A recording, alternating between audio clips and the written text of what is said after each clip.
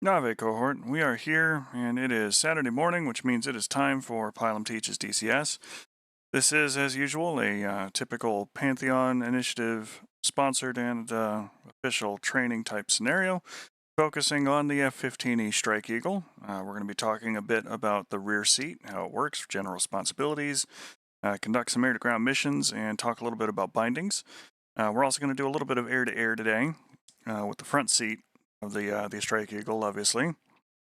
And when we're done with all that, we'll connect to one of the servers that we have, and we'll be doing some night operations with it too, to show off the NavFleer system and how all of those functions and features work and do all the things. So with that, let's go ahead and flip on over to DCS. Might need to give it a minute here while it loads and puts itself in order. It looks like it has. So let's go ahead and get situated here and unpause in just a moment. We're going to talk about our jet here as usual before we unpause things and get things going. Now we're flying the F-15E Strike Eagle. Today's armaments that we've got are a pair of 2,000-pound penetrator type GBU 31 Type 2s. It's got the big penetrator warhead on it. We're going to use that for a runway strike today. Now we've also got a GBU 24 centerline. We're going to use that to kill a bunker. And we're carrying a mess of snake eyes out on the CFT stations. And since these are dumb bombs, we can make use of all 6 pylons. And with no fin collisions, that gives us room for our defensive armament of 3 AMRAAMs and a Sidewinder. And let's go ahead and unpause. Get the chocks off the jet. Chief, remove the wheel chocks. And we will take off. Copy. Wheel chocks are now removed. For settling into the back seat and having a little bit of fun and talk through some of that.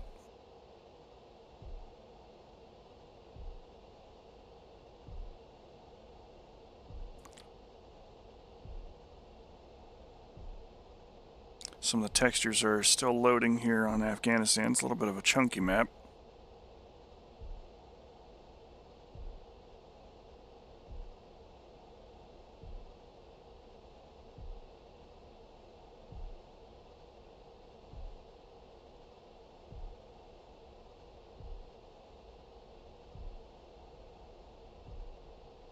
Well, we'll go ahead and we'll taxi on up. And begin our flight. See what we can do.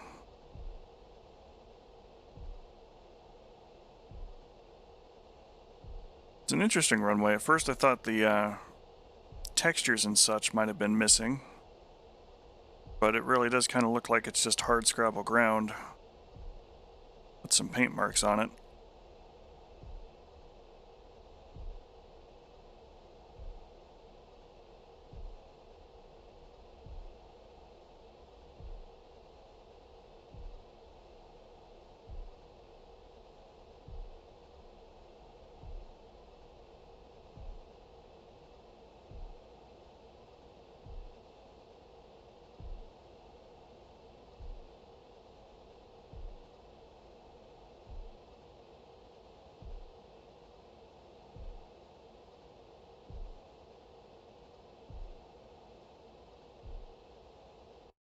Okay, just before we really get up and on, our mission today is going to take us kind of down here, as we believe that there is a insurgent boat and structure that we have a targeted waypoint already for out in this area that we're going to be destroying. We're going to use our 82s for that. We're going to be destroying this enemy-held Gazani heliport. That's going to be, we're going to put a couple of penetrator bombs to really kind of break down their little runway that they got here and take out any aircraft that they have on the apron. Near the heliport is a command and control bunker for one of the local enemy leaders in the region, so we're going to go ahead and take that out too. But then we'll be on guard to try and defend Kabul a little bit from any kind of air attack that might be staged by enemy aircraft.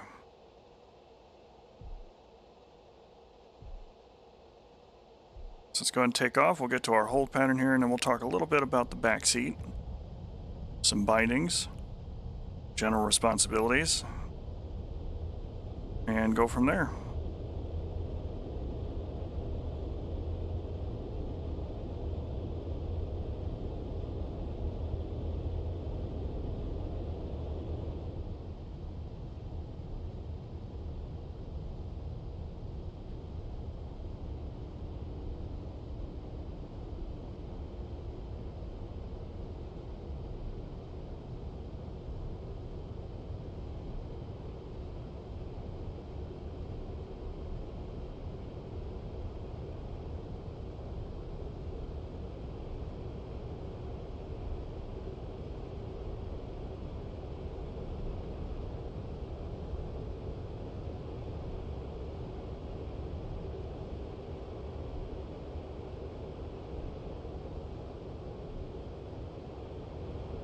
Alright, so while we're cruising on to our target under the autopilot, or not target area rather, but our mission waypoint, talk a little bit about the back seat. And I'm going to let it cruise here for a minute, but I might pause it if we get super close to the waypoint. So let's go ahead and just do a quick cockpit overview of the back seat. And we're going to start from right hand side and aft, work our way forward, come back around to the left. So the furthest things of importance there for us is the chaff and flare countermeasures dispenser settings. Only the back seat has access to this, so this is one of the things that you do have to turn on if you are flying the aircraft on your own. Generally, I leave mine in semi-auto mode. Just forward of that, we have the twos, which we need to turn on and turn the RWR on to activate the RWR systems. Again, that's only available from the back seat. And we have an ICS switch that needs to be on as well. Forward to that, we have interior lighting, which includes all of our lighting options for the different panels, day-night, rapid settings, the standby compass, floodlights, warning cautions, console and instrument panel lights. We have the right-hand RHC, the right-hand control unit. Forward to that, we have our oxygen settings like we do in the front seat. Forward to that, we have the UFC, which for the co-pilot or Wizzo is set slightly to the right and forward to the right knee. We also have the eject handle initiator, or how the aft station functions. Normal mode, both seats can kick each other out. Solo mode, the back seat will go out on its own. Aft initiate, the aft canopy has to initiate ejection.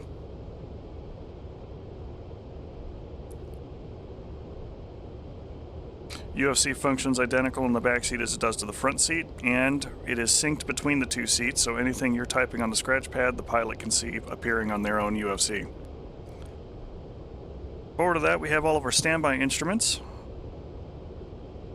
in steam gauge format, and we have 2 MPDs and 2 MPCDs, which gives us 1 additional screen over the front seat, which are programmable.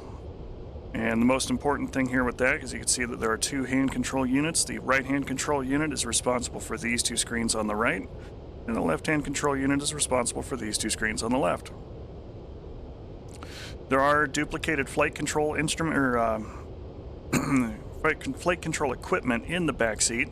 There is a trimmer nod, weapon release, and other features similar to the front seat, as well as a duplicated throttle. It is possible for the back seat to deploy weapons as long as the master arm is on in the front seat. Continuing on our tour of the cockpit here to the left, of course, we have the left-hand control unit. We have the nuclear consent options. We have our emergency gear handle and canopy jettison. Coming down aft, we have the targeting pod settings, which needs to be set to on, and the laser either armed or in safe, subject to whatever you're doing with it. Without the laser being in armed mode, you're not going to be able to do anything with the laser on the targeting pod. Targeting pod will still transfer GPS coordinates and all of that kind of fun noise as long as it's on. but without the laser there, you're not going to get any kind of laser information. RWR ICS mode set to combat out of training. Again, has to be done from the back seat. Your jammer pods that are on board the aircraft are in standby by default, but if you need to turn them on, that's the back seat's job. Don't turn them on and leave them on all the time. You're just going to make other people's radar returns look irritating. And ICS auto. We have volume knobs, which control caution, launch warnings, ICS, the weapon, ILS, and TACAN beeps. We have your microphone, crypto settings, and more cryptography settings here for the radio and the aft portion of the console. A lot more basic for the back seat, but the most important thing that I can stress here for this aircraft, which is unique to a lot of the multi-crew aircraft that is in DCS, is that there's really no set function that the back seat can do apart from those switches that I've indicated, which are only available in the back of the jet, that the front seat can't. So this really does become a matter of sharing the workload and communicating back and forth between the two cockpits for whatever each of the pilots are responsible for.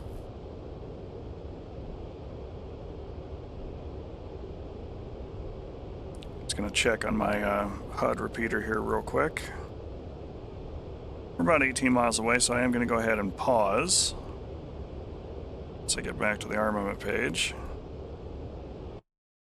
because I do want to talk a little bit about backseater responsibilities, generally speaking, because again, for this aircraft, so much of the back seat's work can be done from the front seat. One of the things that I have said about this aircraft in particular is that flying it solo with just the front seat really kind of gives you about 70 to 80% of its full capability, while working with a skilled backseater brings it to its maximum potential. And the reasons for that are pretty simple.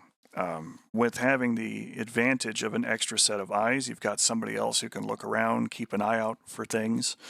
You have somebody else who can handle communicating on the radio. You have someone else who can handle managing sensors and other equipment, which is generally the backseater's responsibility. Typically, when it comes to a strike mission for whatever it is you're doing, the backseater should really be making the called shots for identifying the target area, getting sensors and equipment pointed at the target area, and executing the air-to-ground portions of the attack. This is not an aircraft like the F-4 or the F-14, which were older and had systems that could really only be fit in one place or the other, and have repeater or remote stations to kind of show what's going on there with it. Not so with the F-15. So the pilot should have responsibility for anything air-to-air with the jet, first and foremost. If they're not able to accomplish that particular task, for whatever reason, I guess in some aspect you could pass that off to the backseater, but it doesn't make good practical sense, especially when it comes to some of the abilities that the air-to-ground radar has, but it can only do one or two of those tasks at a time. Typically, the backseater is responsible for managing the stores page, setting up weapon release programs and profiles, and communicating with the air-to-ground weapons on board the jet. Now, once they get down deep into the sticks and they get in for the attack, it really depends on what the backseater is attacking with and how, as far as what they're doing. Like, if I'm back here and I'm doing a laser attack, obviously I'm going to need the targeting pod up. Obviously, I'm going to need to be looking through the pod to verify that the target is in the right place and that everything is in good shape. Things the backseater should not ever be responsible for is refueling the aircraft. Like, yes, in a very real sense, the refueling door is right here, just off the left side of the pit. And the backseater has a much better aspect of being able to glance over and see that this has a good connection. But the pilot should be flying the plane because they're the ones that's actually got the lights that they can see there's really no obstructions in the general direction. Like if I was going to be looking to try and refuel, those lights are roughly going to be right where this little bar is on top of the cockpit. That's not helpful. So the front seater should be responsible for all of that. Co-pilot duties are kind of a normal thing, helping with navigation, extra set of eyes out the aircraft on the attack, extra set of eyes out the cockpit in a dogfight, you know, those kinds of things.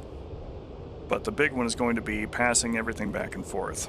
So let's go ahead and pause again for a minute, and we're going to talk about bindings for the back seat in particular.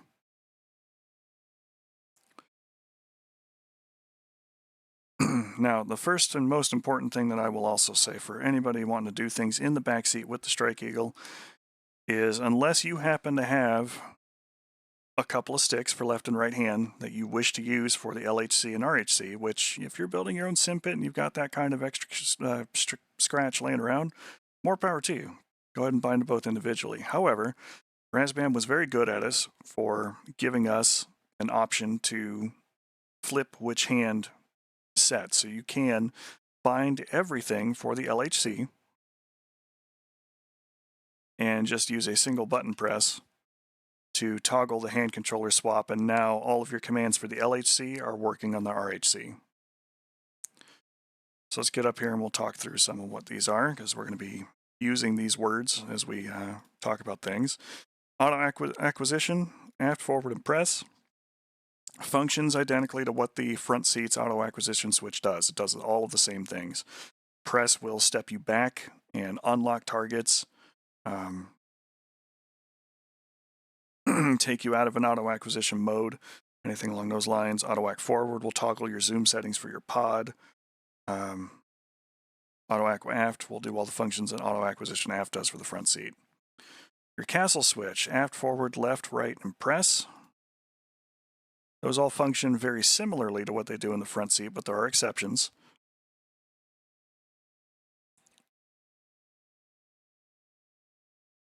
And then we have our coolie switches, left, right, up, and down, which function a little differently from the front seat, but not by a whole bunch. Laser fire, TDC controls, up, down, left, right, and press, and the command switch up and down for dispensing countermeasures. All very important stuff.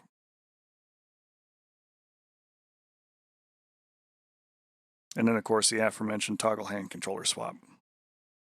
Other than your regular flight control instruments like your throttle and your stick movement, those things are the most important things to bind for the back seat. Now, for where things are a little different. In order to take control of something in the front seat, you would use your switch and long presses for which MFD you want to use, left or right. Well, your hand control units control each of these two screens on either side of the jet. So we're actually going to use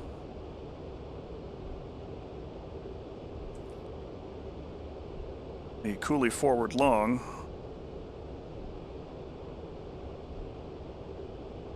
I'm on the got my hand control unit swapped. Let me go swap those back real quick. So coolie forward will give you command of whatever it is that we're looking at here on this display. I'm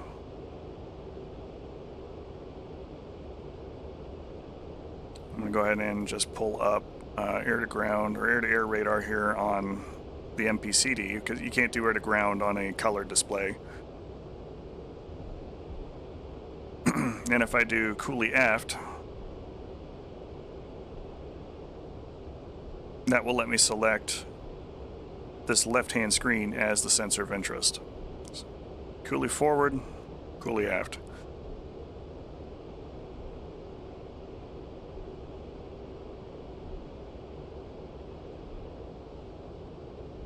And if I swap my hand control units here real quick, and go ahead and put the air-to-ground radar here on this other display. Coolie aft, and coolie forward would be the right-hand display. So at this point, I'm using both the air-to-ground radar and the targeting pod as my sensors of interest for the left and right-hand side. You can have two sensors of interest in use at the same time from the back seat.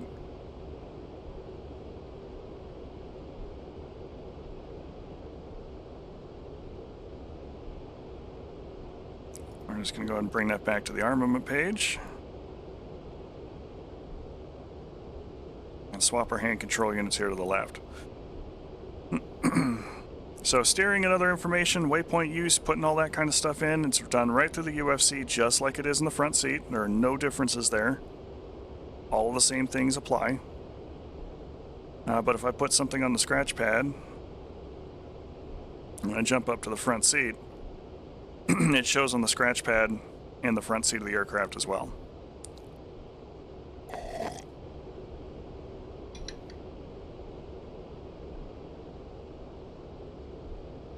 So your coolie switch is going to be what you use to rapidly move between programmed entities there, and that's coolie up and coolie down. I think it's up and down. It might be left and right. Let me just take a look here. Okay, right and left are what I'm using to activate or make sensor of interest. Up and down is what I'm using to change between my programmed pages.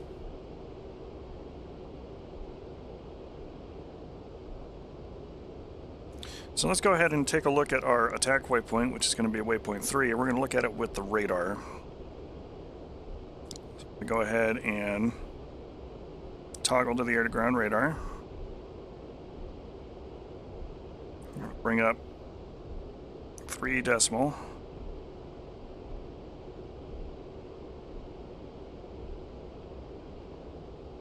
We're not quite there yet. So let's go ahead and go up 3 decimal. In our system there. Now, the other thing that is important, and it's a difference between the two seats, is that from the front seat, you can select master modes. There is no ability to make master modes happen in the back seat. So if something accidentally happens, and you have a sudden need to fly the aircraft from the back seat because your front seater is dead, it's been turned into paste by a ZU-23 or something along those lines, you are unable to change from whatever master mode the aircraft was in prior to that destruction. There's no switches for it in the back seat. There are indicators to let you know which one you were in, but you don't have any means of changing that at all. Alright, so we got about 70 miles to go to get to our attack waypoint. We're flying over the eastern portion of Afghanistan that was updated in this last patch.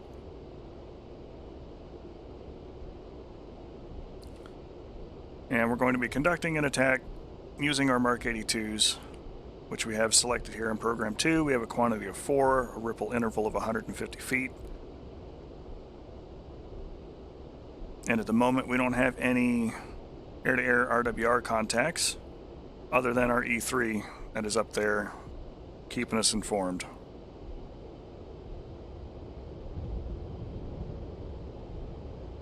Just going to bring the throttles up here for a minute. Now, I don't generally need anything about the armament page while I'm kind of just in cruise. So we'll go ahead and bring this up to the HUD repeater and turn the camera on. And we see we've got a little bit of wind. Everything is a little offset.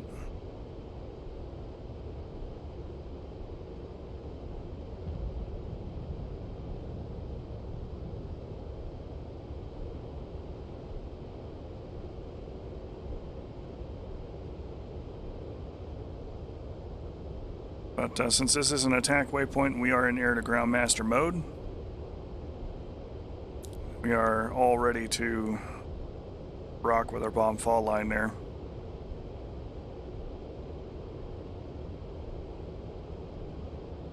You can also use the nav FLIR. You get a nav FLIR image if the pod is actually on, which I will go ahead and just turn that on without really needing it at this particular point.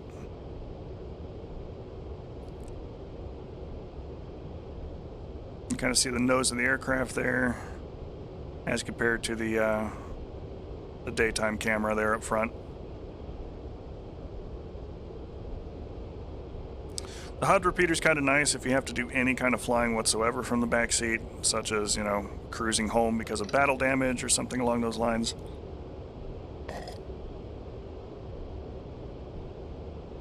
And it does give you the little bit of forward view that you don't have in this rather luxurious looking cockpit.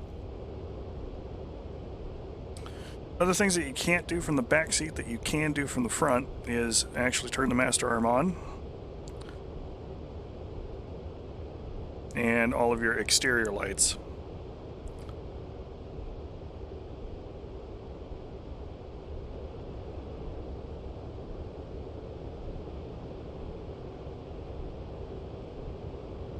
Kind of looking to get just close enough here to examine the target area with the radar, and then we'll freeze the picture.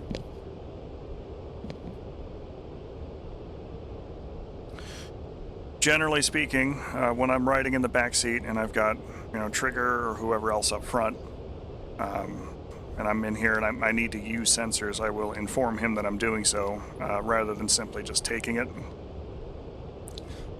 Because it could be that he's out there and he's scanning with the air-to-air radar looking for threats, you know, kind of pieing the sky and adjusting all of those things. And, you know, me being helpful, I get in there and try and grab the air-to-ground radar and examine our target area. And if I don't tell him, all of a sudden he just loses the air-to-air radar and it says radar in use. So it'll inform him that I'm doing those kinds of things.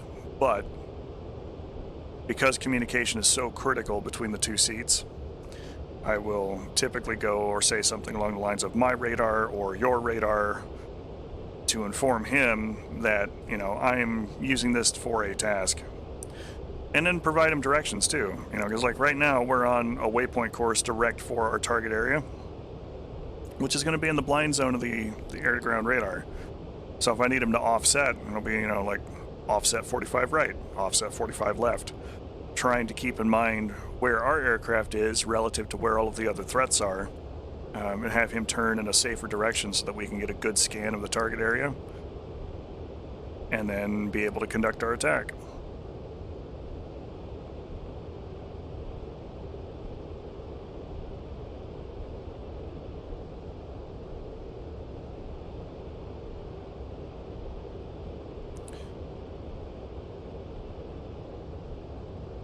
Being able to share the workload is really kind of the the bread and butter superpower of the F-15, because unlike a lot of other aircraft, this one does not have an AI in the back seat or in the front seat. And it doesn't need it, to be perfectly frank. If I had an AI in the back seat who could handle some of these things for me, the odds are pretty good that it would either be super skilled like Jester, or it would be underskilled and just getting in the way. Especially if I take control of the sensors and systems and put them over a target and get ready to engage it, and he goes, no, I want to go look at this instead. Alright, so we can see our targets ticking down. I'm going to go ahead and take the plane out of autopilot and fly it myself here from the back seat. It's going to offset a little bit to the right.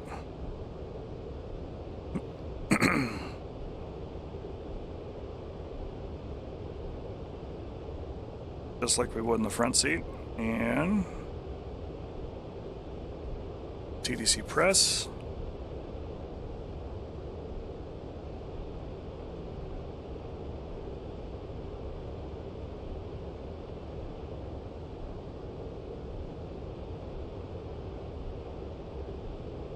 Actually, no, it's a front trigger.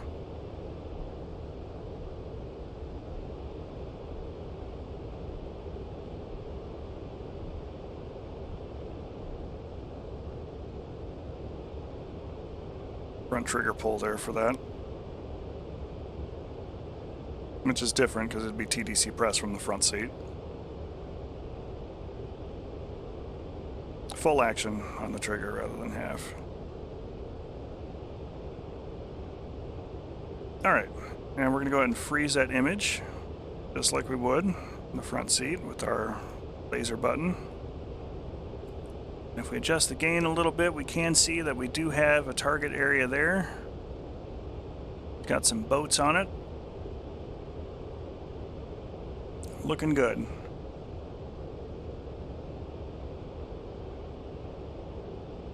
I'm, however, going to go ahead and update our target. So I'm dropping a series of bombs. And front full action trigger on the LHC to designate the target area.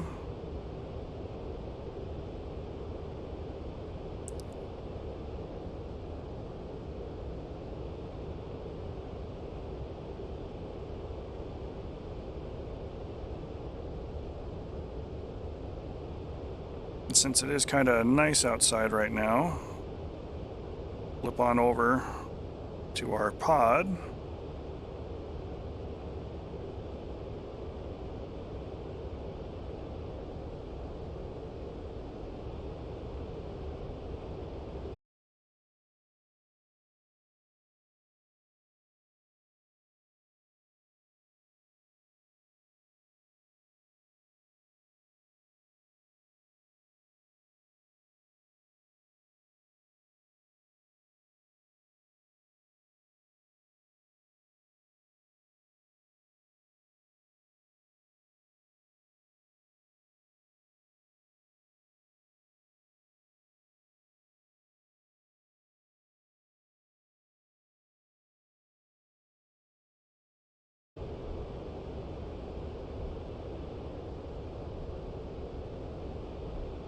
And it's a good shack.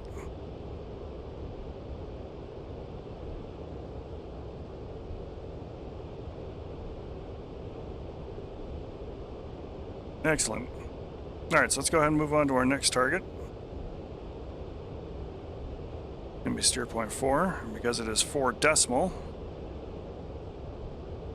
it's gonna slew all of our sensors to look out that direction. And that looks like a command and control bunker, and we were going to kill that with a GBU-24, but before we get that far, we also needed to put a couple of holes here.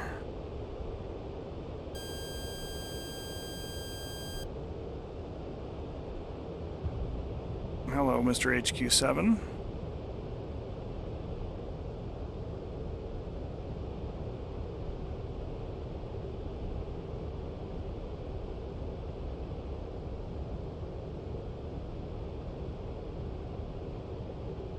I'm going to go ahead and climb away from him.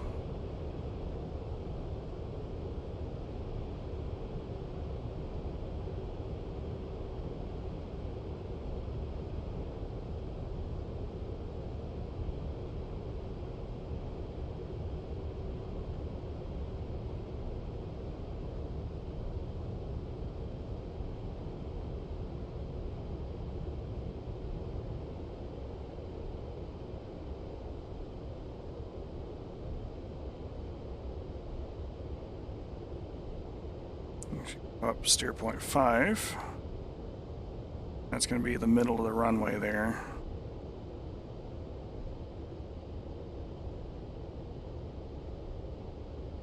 Nope, I don't want to mark point. I'm going to designate that point. Toggle my hand control unit over. And we're going to queue up our JDAMs. Get those ready to work.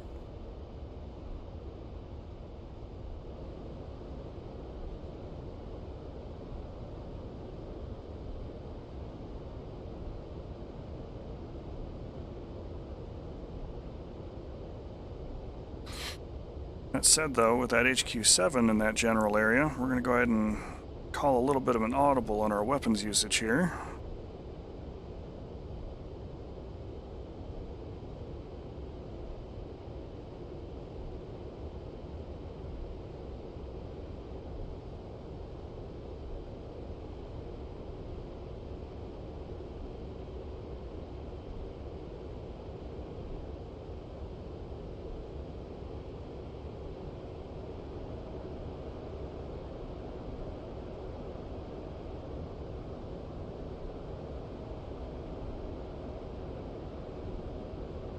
Because again, our laser does not operate above 25,000 feet.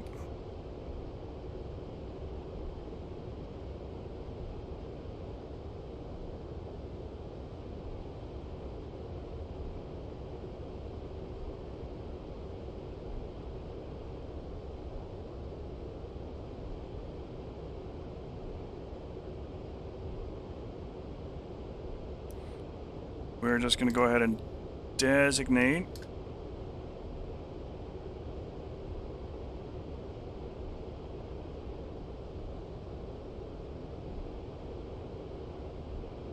And we're going to attack it with JDAMs. Got penetrator JDAM, so it should get through that particular base. And then we'll use the GBU-24 to finish things off on their runway. Granted, as unpaved as the surface is, we might even be able to get away with that with our remaining 82s.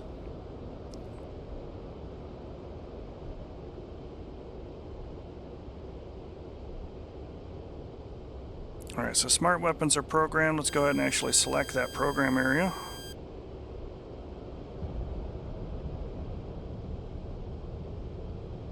Try and fly into the zone here.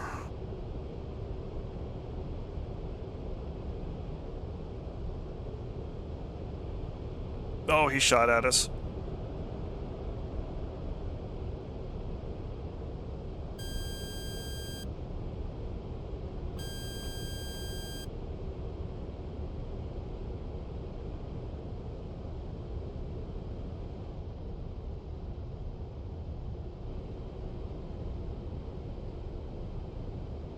Bombs are off the jet, though.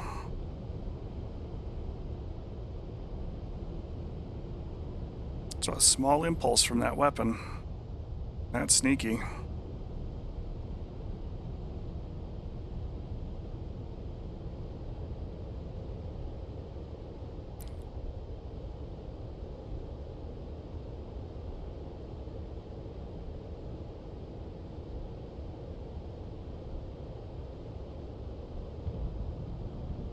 Fired again.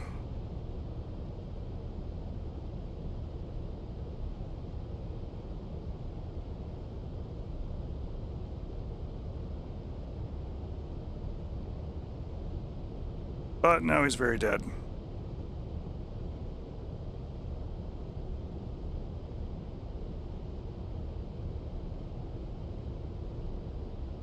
Which is good.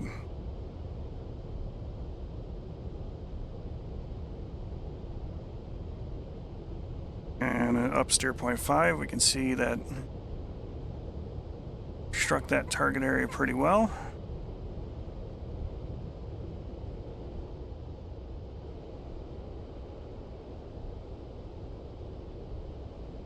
We got at least one good crater on that runway.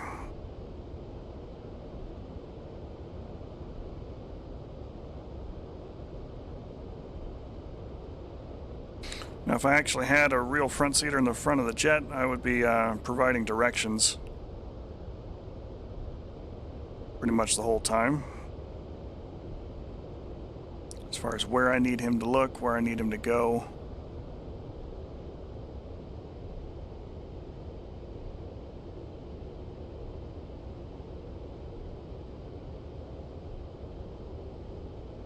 And all that jazz.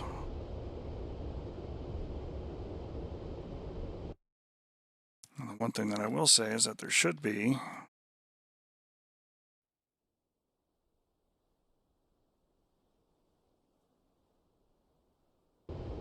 there are helicopters there that don't appear to be loading.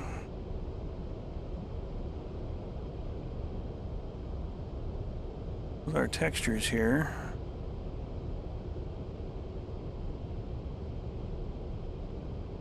So we are just going to have to best guess that a little bit.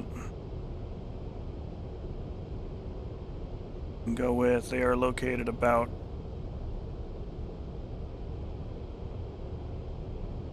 here.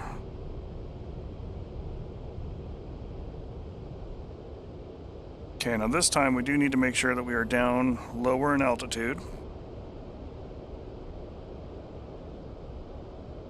And we can see right now the laser is safe as we are a little too high.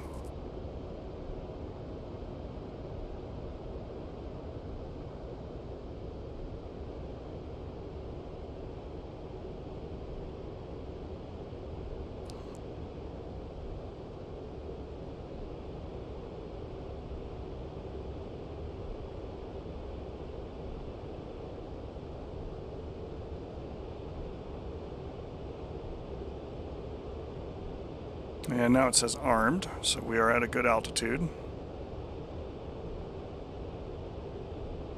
going to level the aircraft out here and follow the bomb fall line.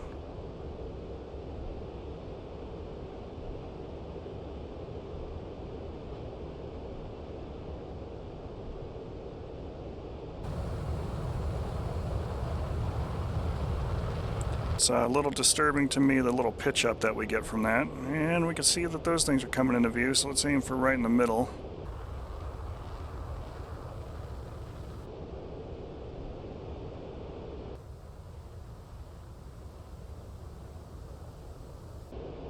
Given the proportional guidance, I believe that it is actually tracking.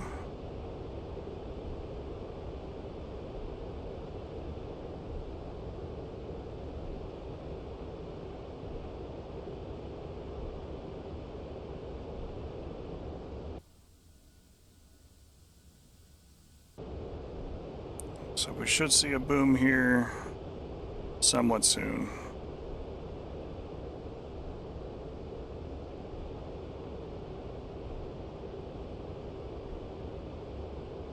Kaboom. And the laser is saved.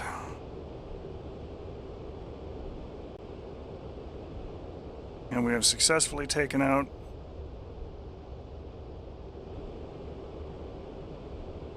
their helicopters.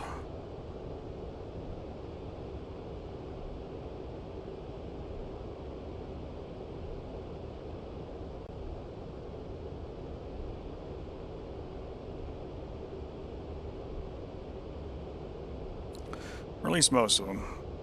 But I think we're going to run a little bit of a follow-up. Just going to designate that point. We're going to get our rest of our Mark 82s. We're going to drop 8 on it, as 8 is enough.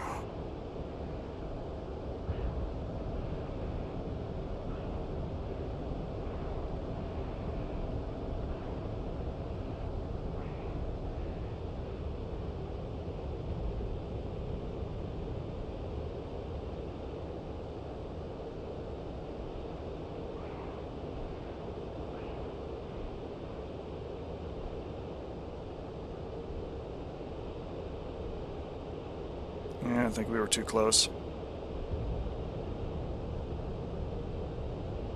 We'll extend for a minute and then we'll come back.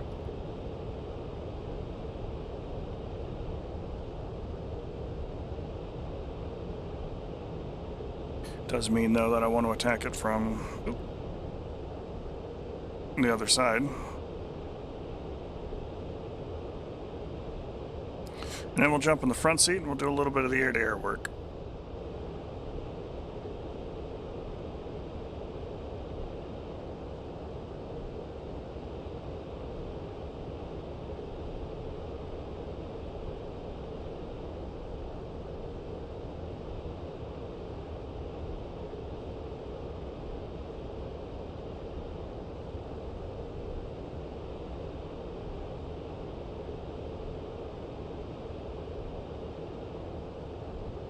Okay, it's 8 miles out.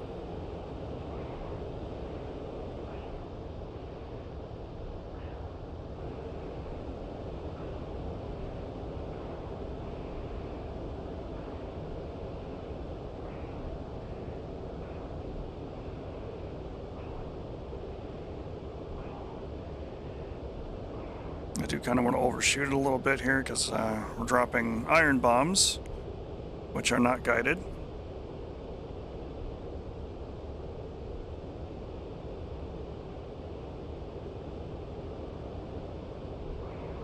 So if we're going to get a good line in there, we need to come in from the right and proper side.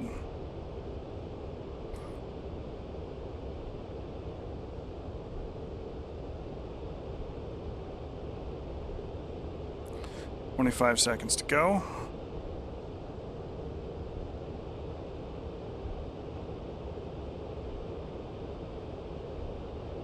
Comes the bomb fall line. We're moving right down the middle.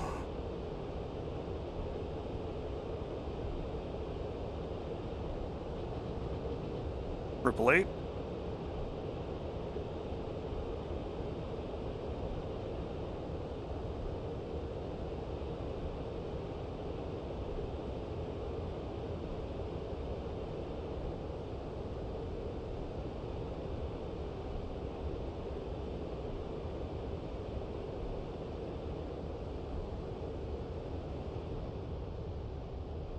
And I think the bombs were all close enough that they sympathetically detonated one another.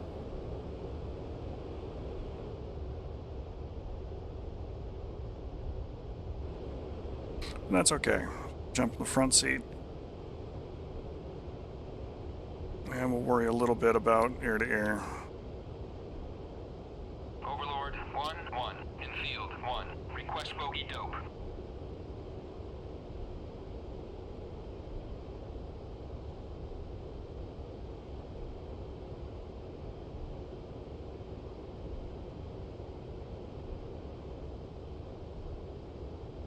Overlord 1-1, in field 1. Request bogey dope.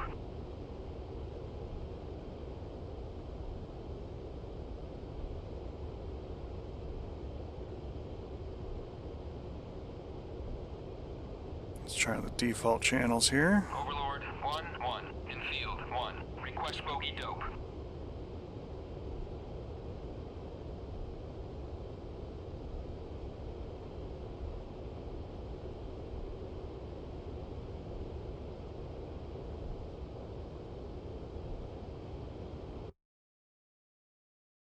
What channel are you actually operating on there, Overlord?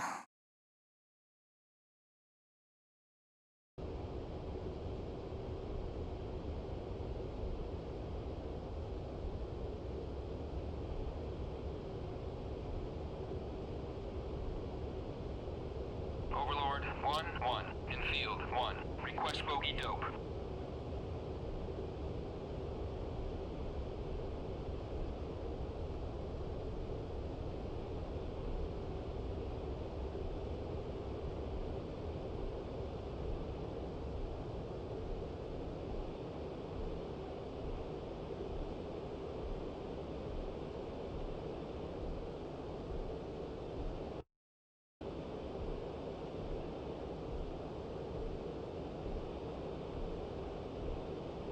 Overlord 1-1, in field 1. Request bogey dope.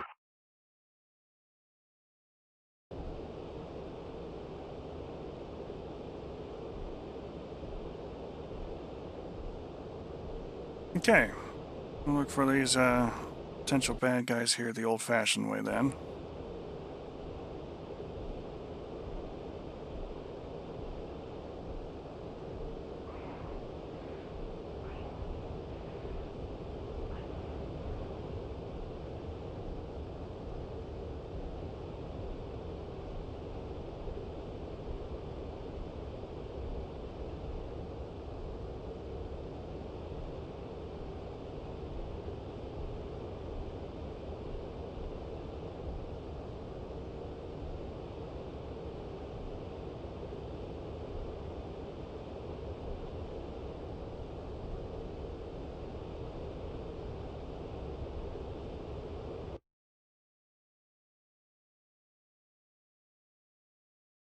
Hurt there.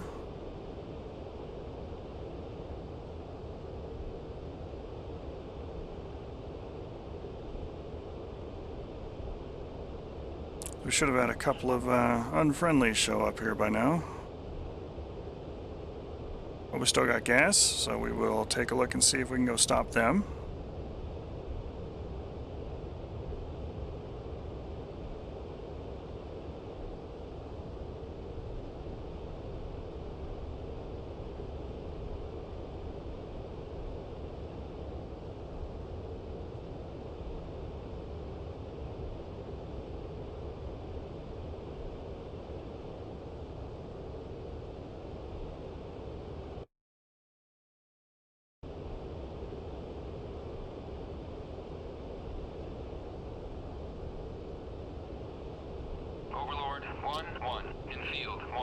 Request bogey dope.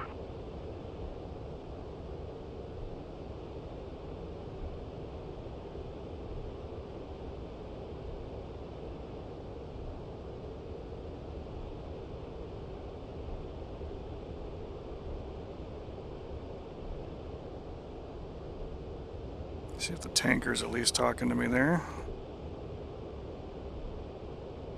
Texaco 1-1. In field 1. Request rejoin.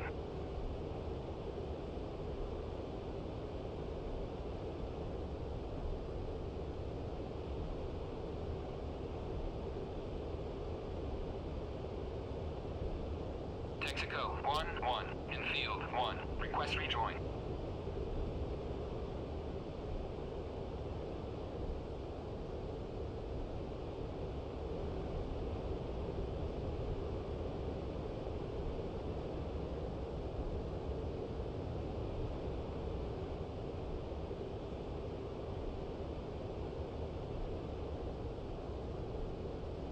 Overlord 1-1. In field 1. Request bogey dope.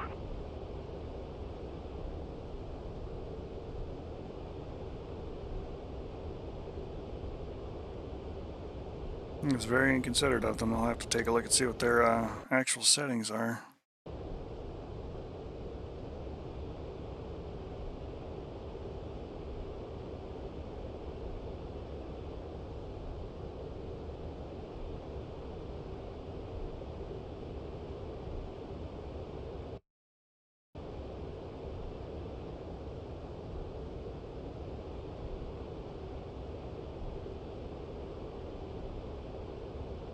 That said, I think I found our guys.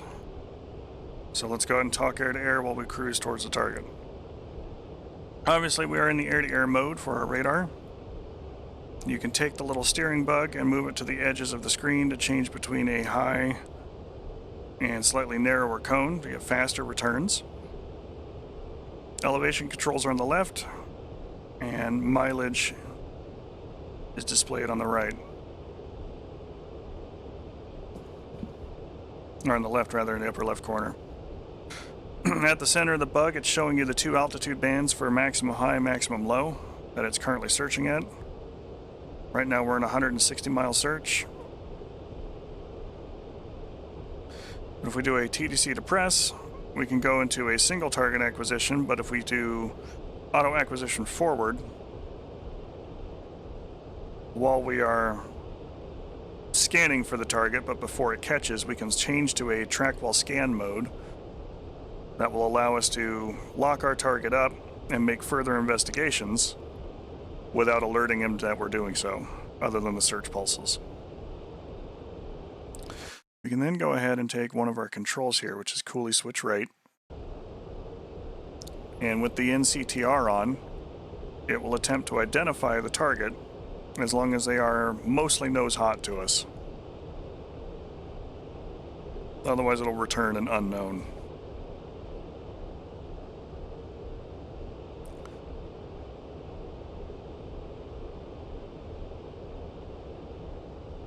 We're going to go ahead and fly the intercept here for a minute, as that target is still 86 miles away. You can use coolie up to toggle between targets to launch missiles, especially AMRAAMs, against multiple targets. Obviously, that's not going to work for a Sparrow. If you're carrying Sparrows, those have to be done in single target track, and when you go to push the weapon release, if you are not in single target, it will transition you from TWIS to STT, and in a second press will launch the weapon.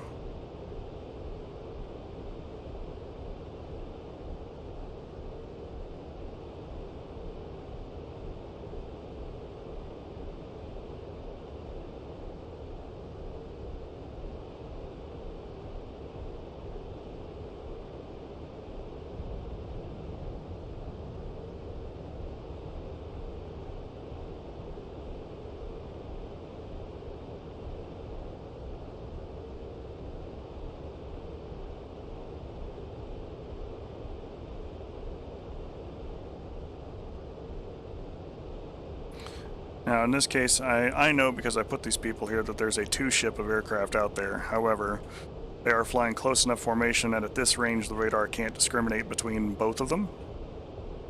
So you're kind of left to your own devices there to be able to get them to separate enough that you can track both.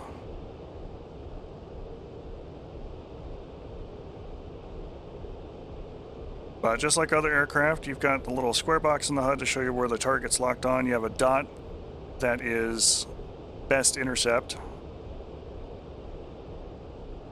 And then the circle, which indicates the weapon's maneuvering limits for a good attack. Blinking box just means that it is outside the edge of the HUD. Gives you a direction to look.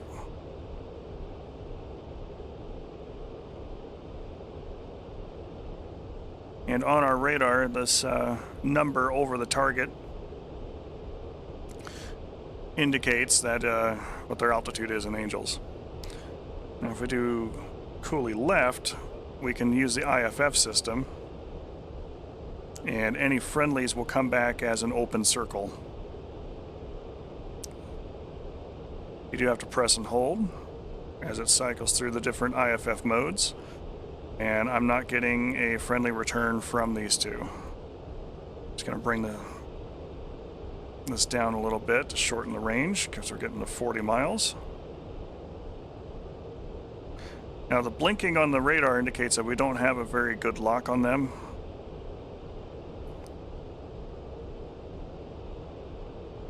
It's possible that they are just flying just a beam enough to pose a problem for us.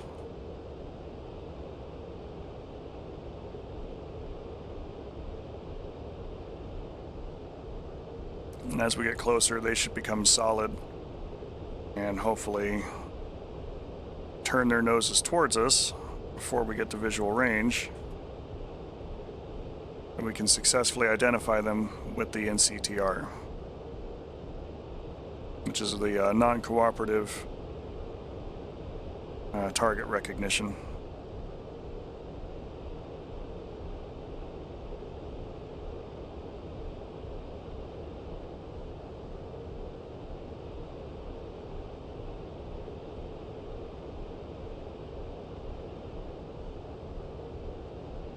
Because I know they're not friendly, but I kind of want to know what I'm shooting at here before we get into it.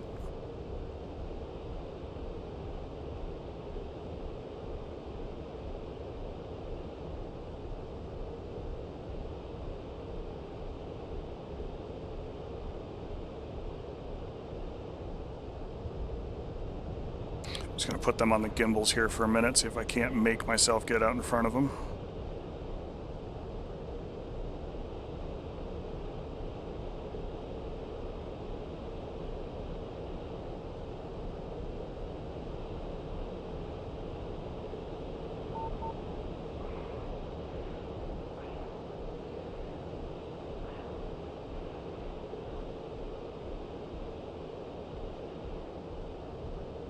Still unknown.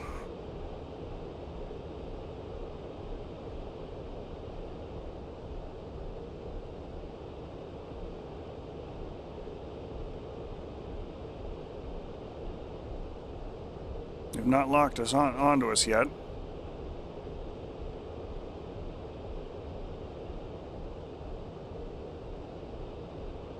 At this point we can VID them. And with that dihedral in that shape, those are F4 Phantoms. Probably from Iran.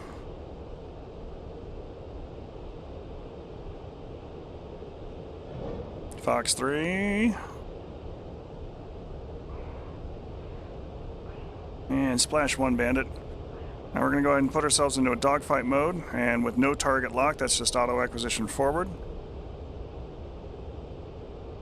He's very close, so we're just going to go ahead and give him the old Sidewinder here. Fox 2.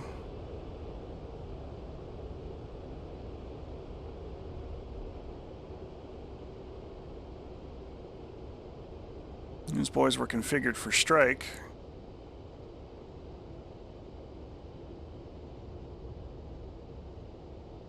But that's going to be the end of them. Other auto acquisition modes, because this mode, with this nice big circle, you can move the circle up and down, kind of like a vertical scan, but it will auto acquire targets within 15 miles.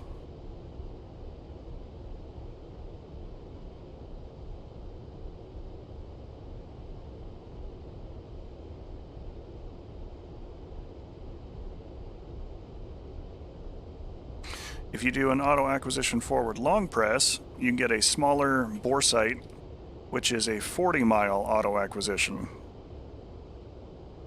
It does put them immediately into a single target track, so be careful about that.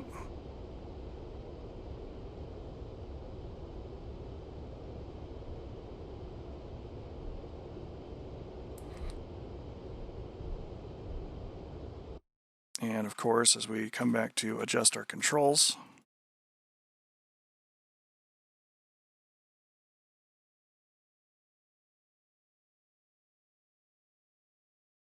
go to the front seat.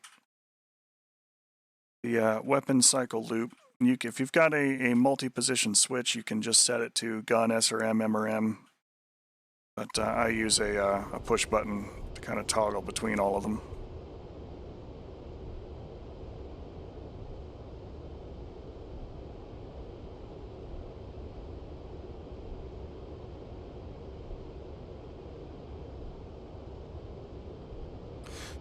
But that's kind of the big power there with this dish, is you can really reach out and identify targets that are 160 plus miles away. The NCTR can identify a nose-hot target with some solid reliability within about 80 nautical miles or so. It could be a little longer if you're, looking at a much bigger jet. The science behind whatever it is it's doing is that it transmits a radar pulse and looks for the engine inlets, which is why they have to be nose hot, and compares the radar return to a database and goes, it's this one.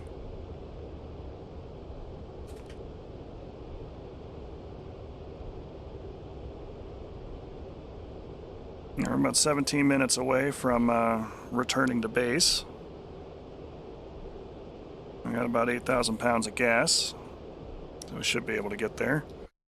But our strike mission here, and the Morning Frost, the time spent doing that in the back seat and exploring a little bit of eastern Afghanistan, it's been a pretty fruitful one. So we're kind of on cruise control. We'll just go ahead and sit back in this back office for now. And once we get into land, we will transition over to a multiplayer server and do some work at night using the NavFleer system and night vision optics.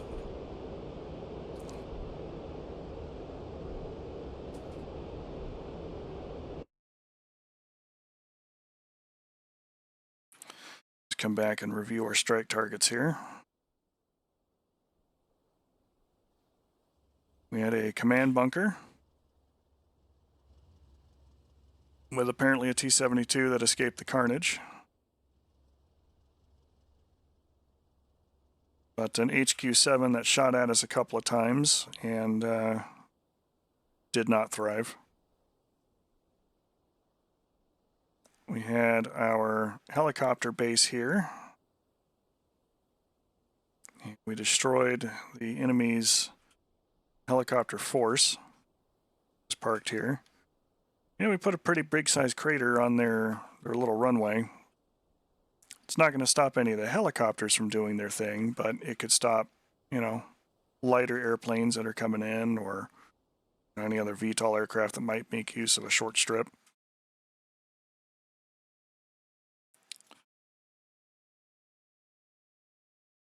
And we managed to successfully defend Kabul.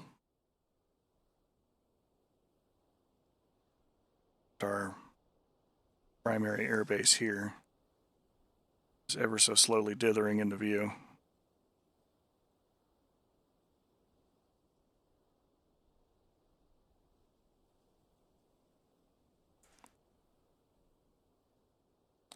See, this one actually looks a little more like a proper base, but again, kind of digging these improvised and not very improved surfaces.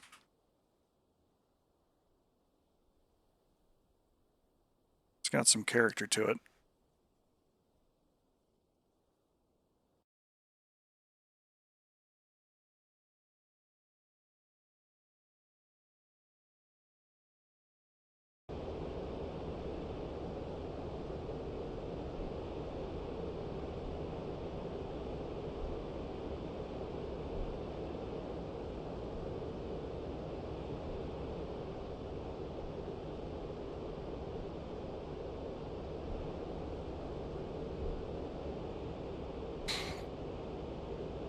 To recap our backseat things from today, most of the backseat work is focused on using the sensors and communicating effectively with the pilot to be both a good co-pilot and a good weapons systems officer.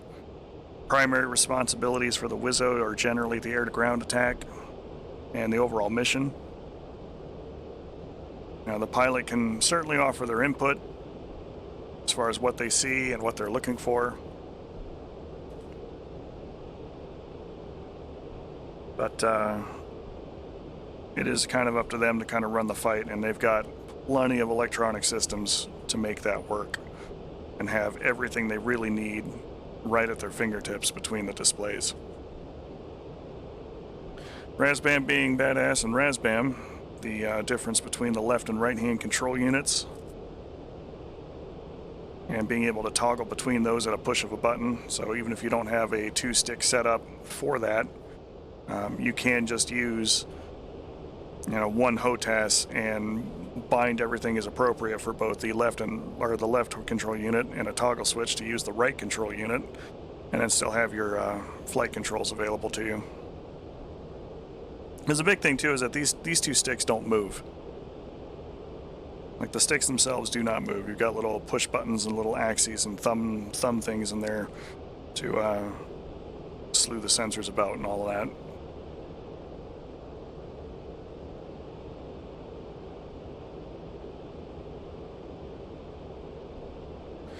But yeah, there's no fuel gauge for the backs. Oh no, there is a fuel gauge. You have a fuel totalizer. No, I lied. Unlike the F4, where you definitely don't have one, you have to kind of peek through the window to see what the fuel state is.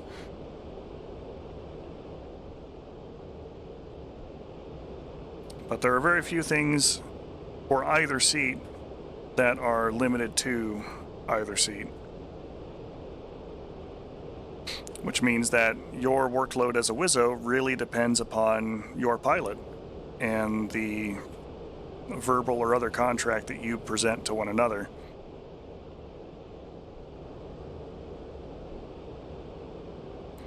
As far as who's generally responsible for what. Some of the tactics that I've been trying to make use of when I've been flying in the back seat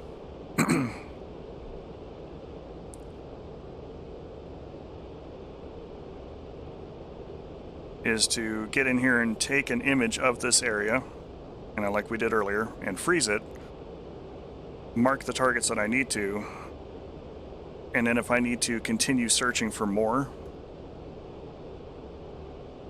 I can pass the radar back to the pilot, so your radar, and let them take the air-to-air radar so that they can look for aerial threats while I back up whatever it is I found on the radar with what I can see in the pod. I can't manipulate this image or designate things on it without also commanding the air-to-ground radar. So that's kind of an important thing to keep in mind, is to get everything you need done here. But you can get in here and set this to mark and set 9 mark points really quickly so that you can reference those with the pod and the avionics system of the aircraft and get targets marked that way, or transfer them directly to the JDAMs, which is convenient because the maximum number of JDAMs you can carry on board the aircraft is 9. You can do 6 on the CFTs, 3 on each pylon, and then 3 additional bombs on your glove stations and your centerline.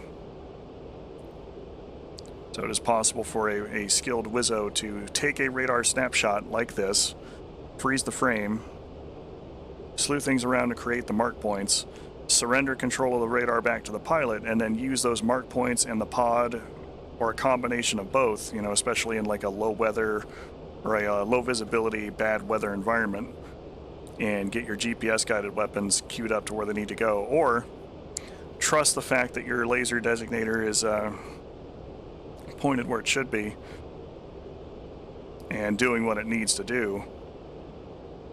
And even if you can't get good eyes on the target area right out the gate, you might be able to, you know, catch a break in the clouds and verify that the target's there and guide the bomb to where it needs to go.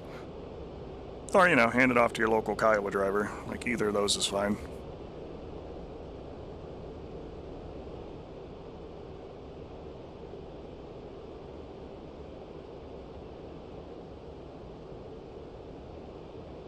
Visibility is really good. But if you, as a prospective Wizzo, ever hear your pilot tell you to refuel the aircraft on their behalf, you are obligated to reach over the top of the seat and thump them on the back of the head for it and tell them no. That's the pilot's job. You can fly from the back seat, but that's more a instrument flight rules only emergency sort of provision, and not, or, you know, hey, I gotta use the piddle packer real quick, can you just keep the aircraft steady? It's more a scenario like that than a, you know, here it's your jet, I'm gonna read this magazine, take a nap, let me know when we get to the combat zone.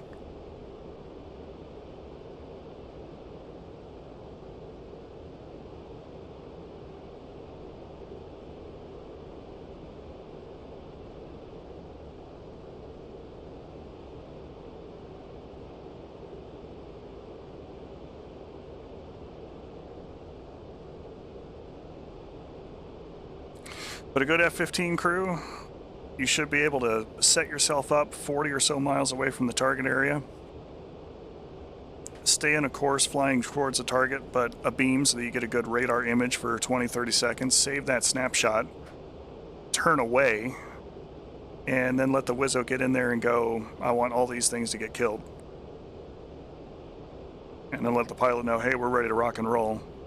I'm head down for the attack. And then you can do a low-level interdiction and really get into the zone and unleash hell.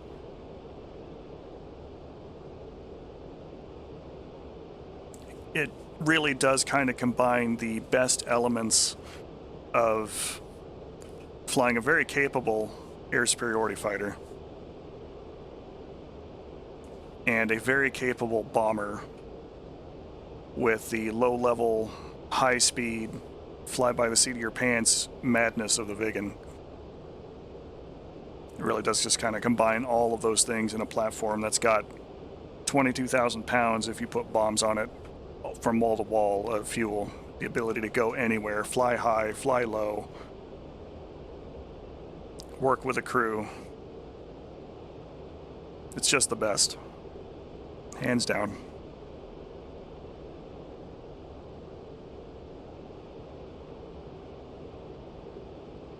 And she does as much work down on the deck at 100 feet and 700 knots as she does at 30,000 feet and 300 knots indicated.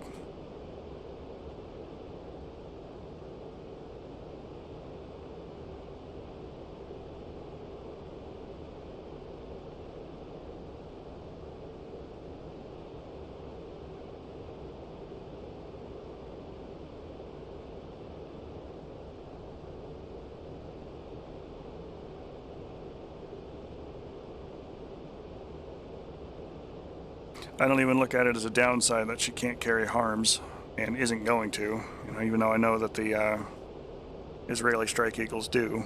They are wired on purpose to be able to do so. But the aircraft we were given here is not. And that's okay, because I don't need harms to kill SAMs. I really just need a mound of dirt between me and the target, and I can make the rest of the magic happen. At 40 nautical miles, all but the longest range SAMs are way outside of their reach to be able to hit me. And if I could take the time to mark up their position, and they stand out like a sore thumb on the air-to-ground radar, all those transmitters present long horizontal lines as part of the radar echo.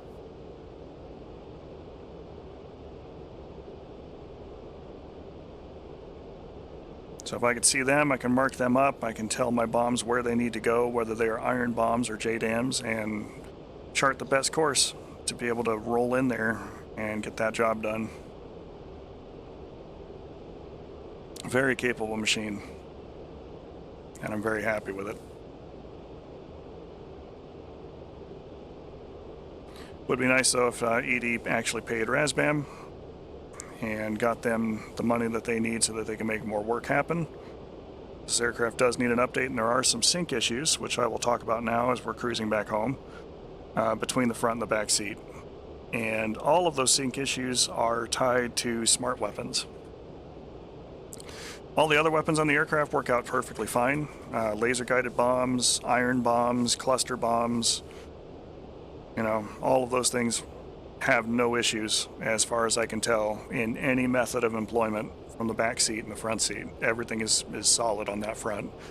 But smart weapons were the last thing that were updated for the jet prior to this whole spat between them and ED. And they only managed to get one update out to fix some of the sync issues for JDAMs. And your workarounds for that are fairly simple. If the back seat queues up the bombs, the back seat drops the bombs.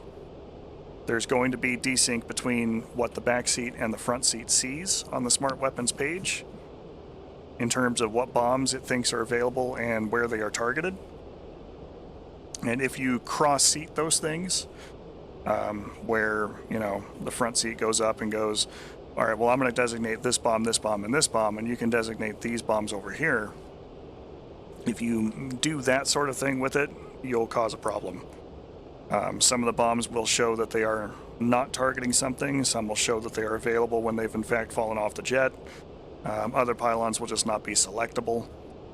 So that is an issue to watch out for. But since the back seat can employ weapons just like the front seat can, and we demonstrated that pretty handily here today,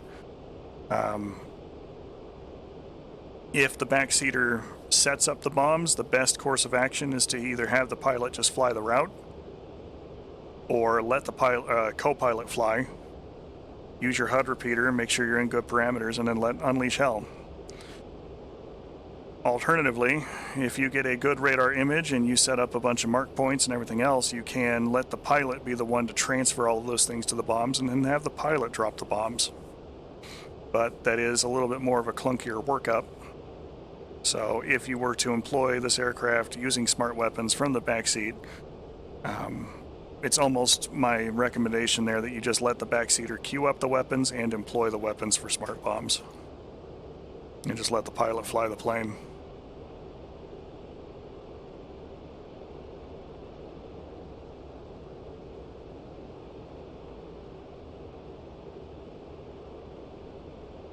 That said, your good Wizzo can really dial in everything they need for locating the target area, getting the radar on target, dialing in the contrast or the gain and going, all right, cool, here's the radar image. Let's tag him and bag him. I'll designate, you transfer. That works.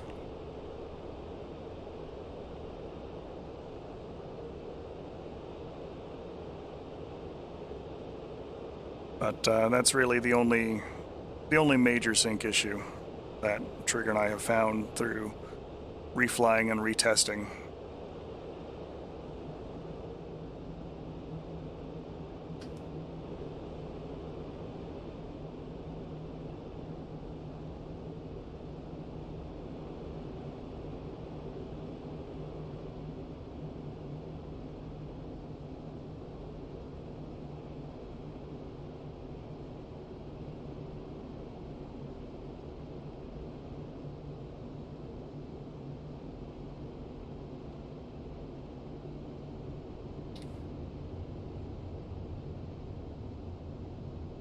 Okay, there's our runway. And it is as majestically hard-packed rock and dirt rather than pavement as many of the other runways that we've seen here are.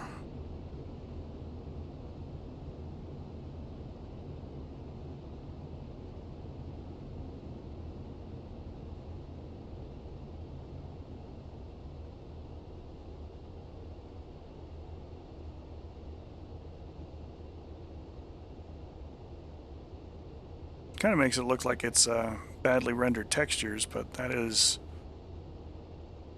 not the case, as I've discovered.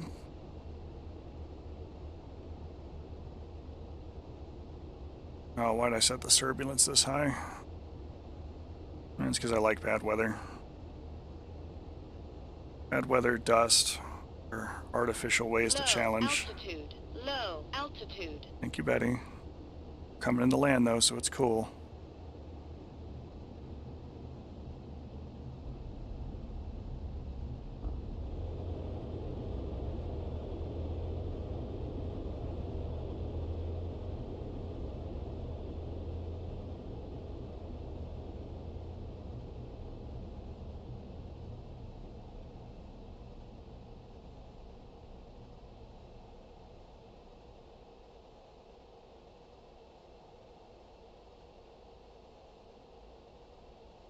I'll say texture-wise, I'm fairly impressed with how different the desert of Afghanistan looks compared to all of the other deserts that they've thrown downrange. But I don't think I'm an advocate yet for purchasing this map on a mass scale unless you've actually got a lot of lighter coin type work that you want to throw downrange. Unlike a lot of previous missions and things that are in play, there's not a whole lot of places where you can really put large-scale strongholds here without them being unrealistically 45 plus degrees on the side of a hill.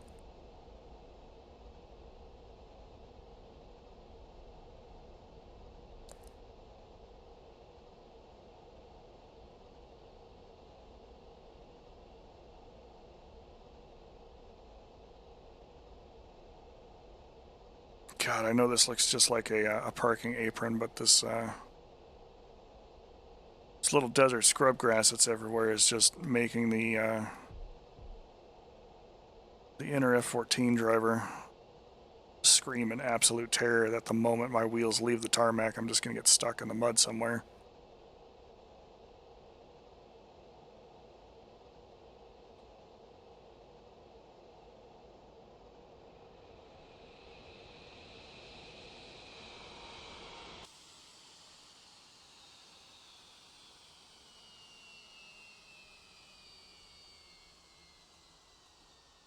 All right, well, let's go ahead and take a minute, and we're going to transition on over to the stick server, and we'll do some work at night and fill out kind of the rest of this training scenario there. But from here, this is all single player happy fun time land.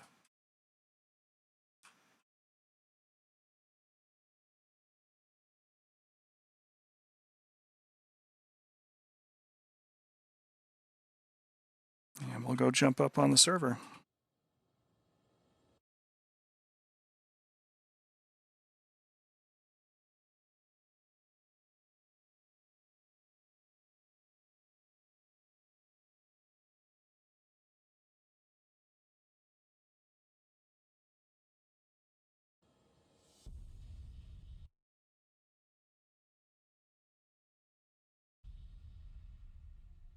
Let's get back to the mission editor so we can go back to the multiplayer menu.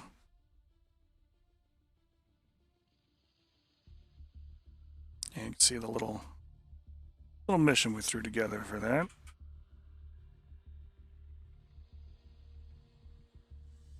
They were supposed to attack our boys there at Kabul, but we stopped them not terribly long before they were to arrive at their attack point.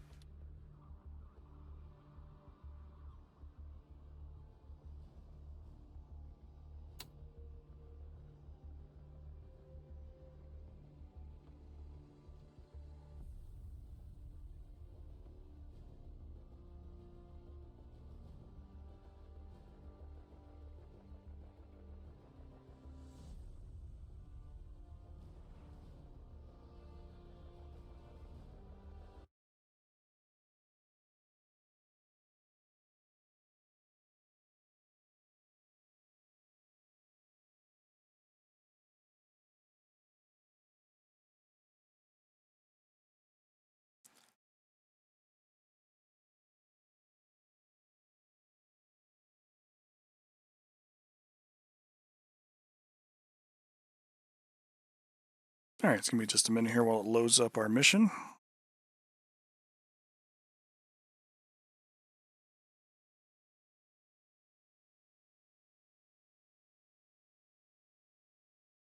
Put together a little bit of night work, use some of the sensors on board the aircraft. Which you gotta say are pretty potent in their own right.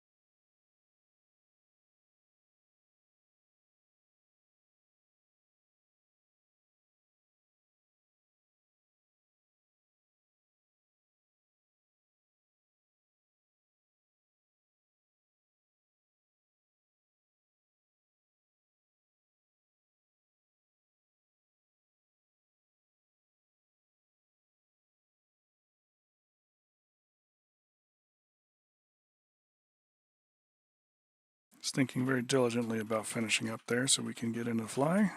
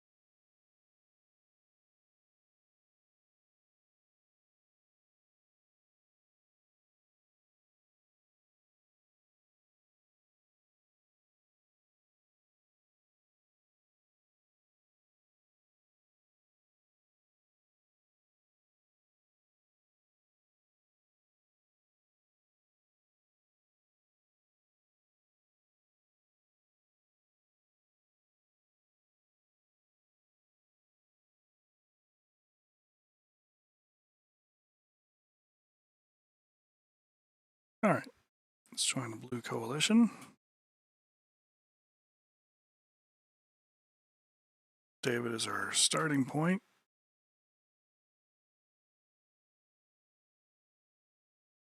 And it is nighttime, so we'll go with the gray-black scheme. Our proper board number on board. And we'll take up my 1992 loadout, which is a mess of Mark 84s. Which is always a good time.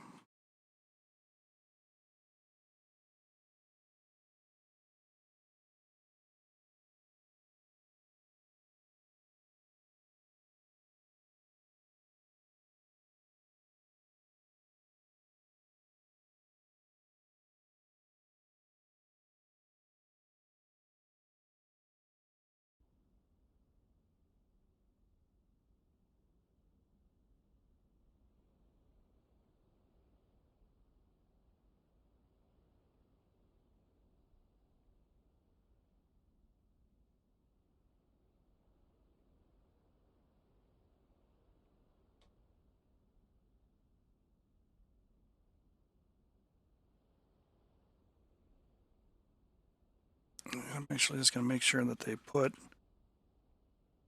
our night vision equipment on. Copy.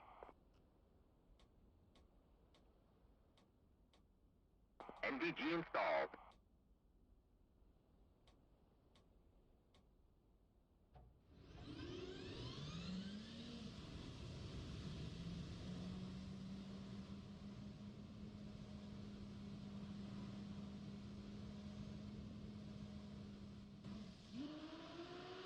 See how fast we can start while the textures are loading.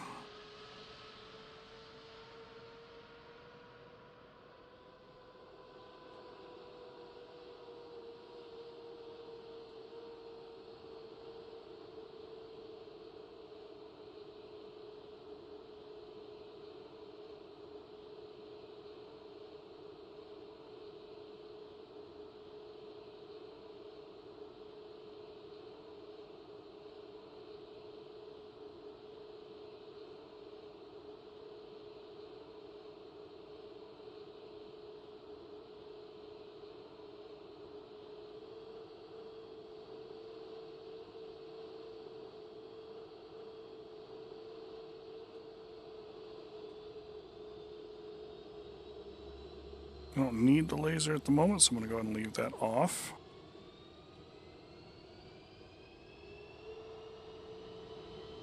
Low altitude. Low altitude. Bingo. Fuel. Bingo.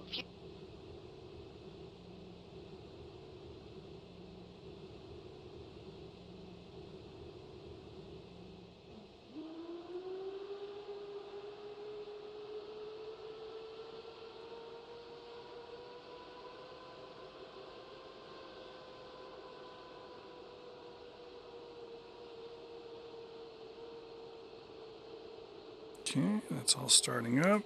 Displays are set to night. We'll adjust some of our brightnesses here, which we will probably have to do a couple of times while we fly today.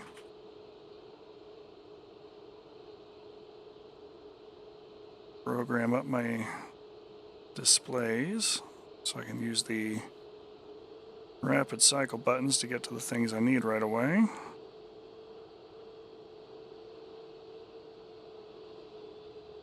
Don't have any smart weapons, so I'm not going to worry about that. Let's put the terrain following radar there in 2s. Call that a day.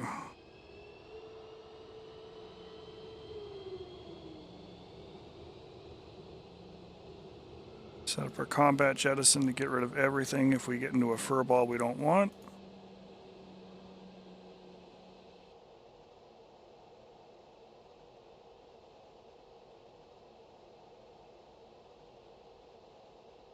And stored heading alignment is done, so let's go ahead and put that back in nav.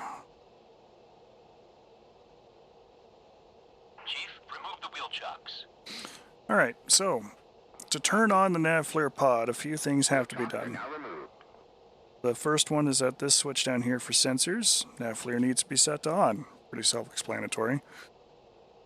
But the second one is that you need to turn on the video for the HUD. And I'm going to dial this up first so that it blows things out on purpose. This, not very helpful on the HUD glass. Broadly speaking, what I do is I tend to bring this down to just barely being on and dial the contrast most of the way up. With the goal being that I want kind of an enhanced reality horizon behind it where I can see, you know, these kind of bushes and the fence line and everything else, and they are roughly overlapped with their real positions. So I'm going to turn the HUD brightness down a little bit so we can get rid of that artificial harsh glare. And while we're here, we're just going to activate our IFF systems.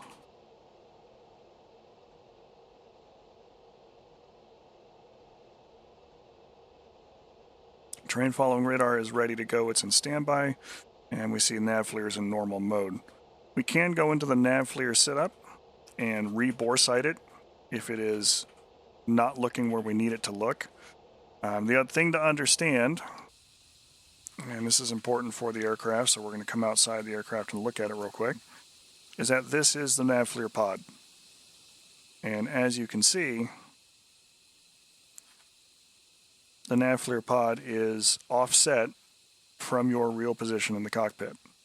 So what that means is that there is, at very close ranges, a level of parallax where they don't sync up. But that's okay, because I don't need to see things at super close range in their true positions. I've either got lights on the aircraft from the nose wheel, or, you know, it's not so dark that I can't see anything yet, or I've got taxi lights or something else to help steer me for things that are that close. We want it to be accurate to about a minimum distance about where that fence line and those shrubs are, and it is. We could see the buildings in the background are in the right places, the trees are in the right places in the background, the fence line is in the right place. They're all extremely close to where they need to be, so this right here, it's all ready to roll. We can set it to look and turn, which will steer the nav FLIR sensor slightly left or right when the aircraft goes to turn, to try and give you a little bit of look ahead while you're staring at this glass.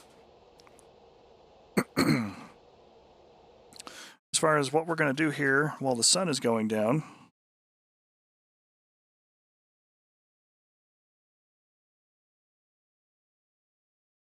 is I'm going to go ahead and take off, and we will conduct an attack on this insurgent camp. It's going to be our steer point 9, but we're going to head out towards Kiryat Shimona, which is our steer point 2, in order to set up for that, and, you know, cook a little bit more time here, let the sun get down a little further, and then we will try and bomb that place, see what we can do. This is on the Styx mission, so I don't have any JDAMs to bring, as the mission year is set to 1992. So we've got AMRAAM Bs, 9Ms available, a lot of iron bombs, just about every variety of cluster bomb with the exception of the GPS guided equipment. Now those things are understandably off the table as they don't exist yet as far as the in-game year here is concerned. You can see that little bit of parallax I was talking about because the pod is a little bit closer to the ground and slightly offset right. So our reality image for super close range is going to be offset left and slightly high. You can see by the stripe that I'm kind of moving down in the middle in its actual position there. Slightly up and left relative to the way we're moving. If I turn the contrast down a little bit, you might be able to see that a little better. Maybe not. Dial it back into where it should be.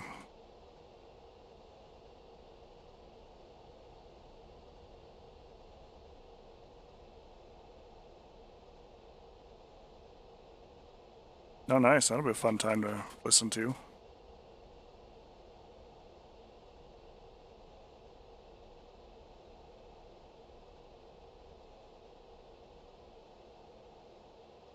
Okay.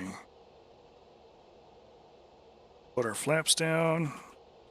Set our light to landing mode.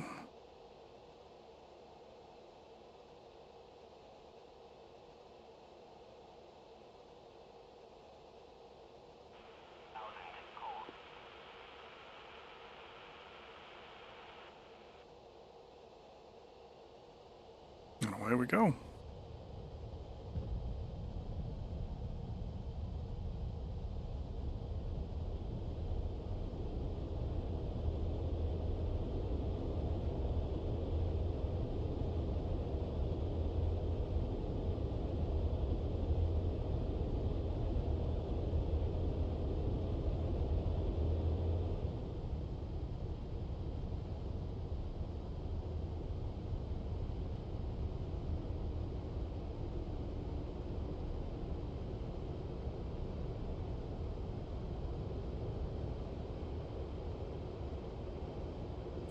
Ourselves a nice altitude hold here. Let the plane fly itself for a minute while we talk about everything else. So first and foremost, one of the things that's important for the F-15 in particular is if it's operating at night, you want to make sure that you have the night vision goggles installed. While that sounds kind of like a no-brainer, like, yeah, I definitely want to have night vision goggles at night. I know there's some pilots out there that might look at that and go, well, I don't really use the NVGs, I don't like the way it wipes everything else out, so I'm not going to do it. And that's fine if you don't want to, but one of the things that the aircraft does is they put these little film strips and filters over all of the different displays and several of the lights that can't be dimmed. And where that's important is if I was to go and bring up my night vision in.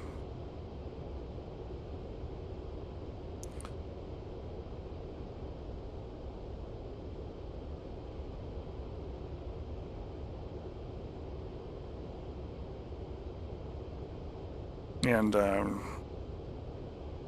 to remember what the damn key command is here for us.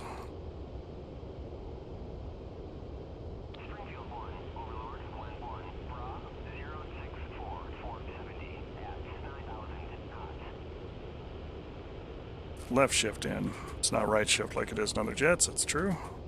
There we go. Right now it's still very bright outside. But if I drop the gain down, with those filters in place, you can make out more detail on the different instruments, and the HUD doesn't get blasted out either, which is nice.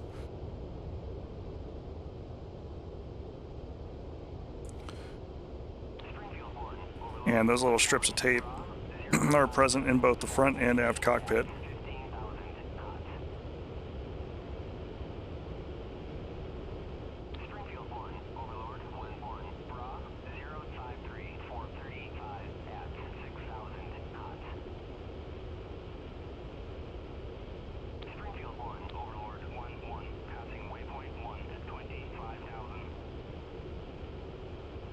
So even if you don't use the goggles themselves, you may want to make sure that those are set up properly, just to get those filter tapes placed on all of the different cockpit lights.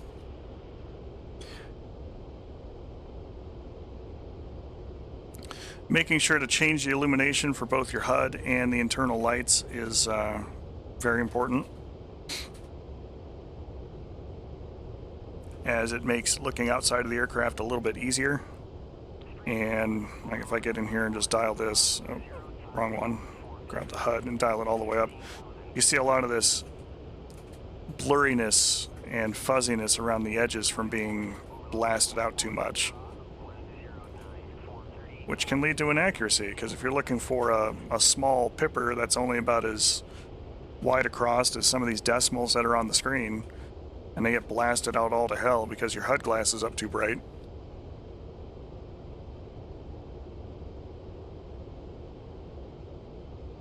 you know, you may not be aiming right exactly where you'd like to be.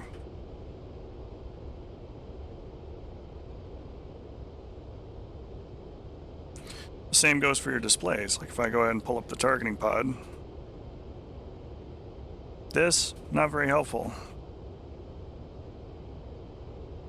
If I dial the contrast up and the brightness down a little bit, a lot more useful.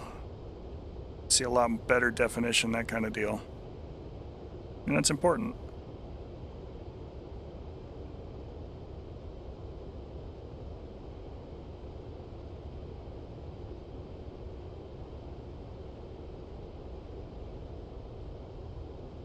Mentioned that we're going to be attacking waypoint 9. Can see some of the area here already.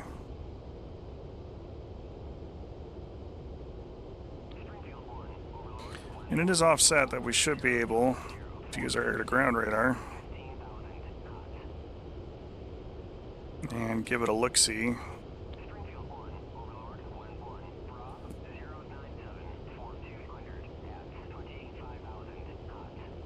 Freeze the image.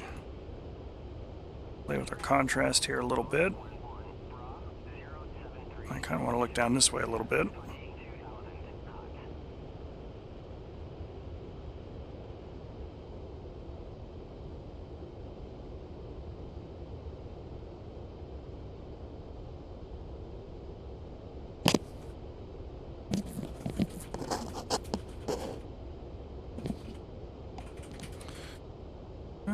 I think that shouldn't be there, right about there.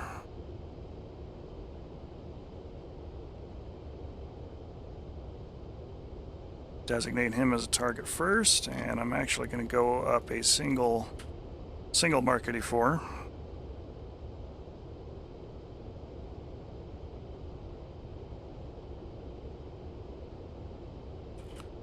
We're at the gimbal limits, so we're going to have to come back and look at that from a different angle.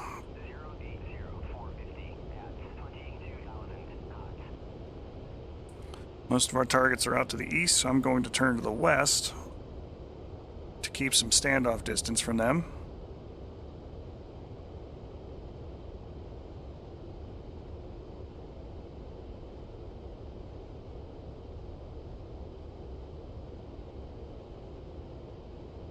And we'll look over the area again and see if there's any other radar threats that are down there.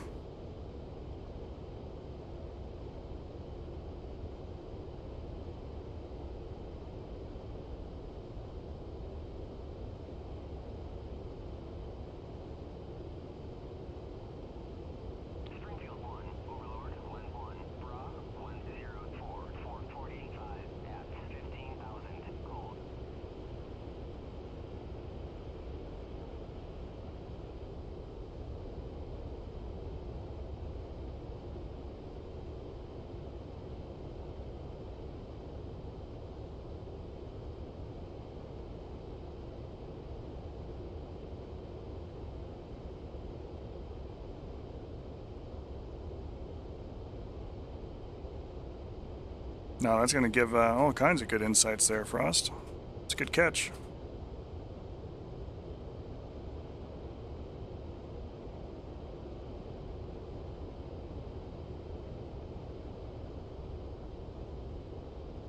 Now we're about 19 miles away from our attack waypoint there.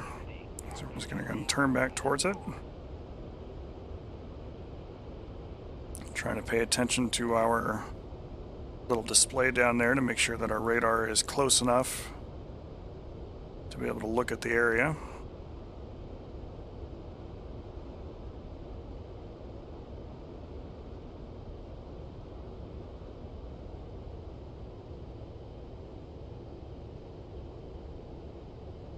It's right on the edge of the gimbals there.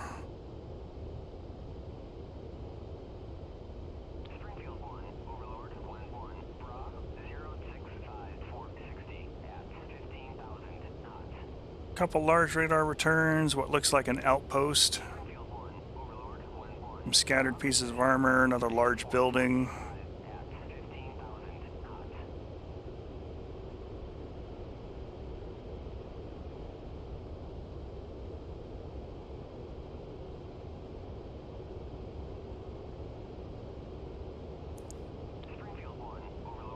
Looks like a road.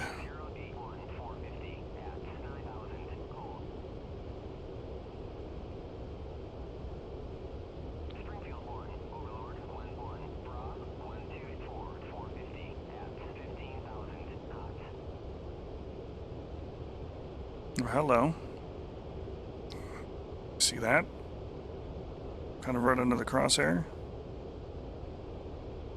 It's hard to because the crosshair's in the way. I'm going to go ahead and make it the center of the image here.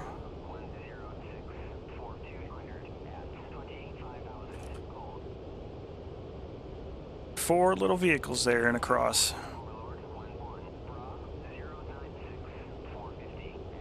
Which could be more of our other friends. I'm going to create a mark point for this one. And a mark point for that one.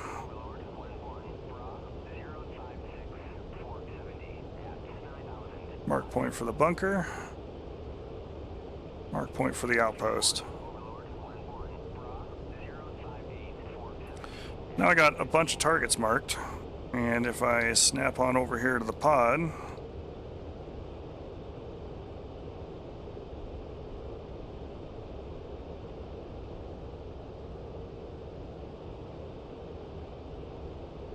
it's kind of hard to tell what we're all looking at, but we do have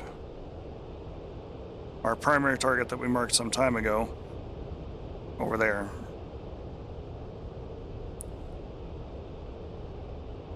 and it's kind of hard to pick out.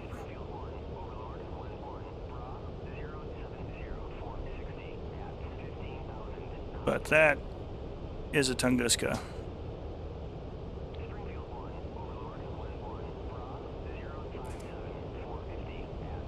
Now we're getting on into nighttime, like full-fledged nighttime now. And you can see that even our very dim, not quite too bright settings for our nav flare are really paying off in spades.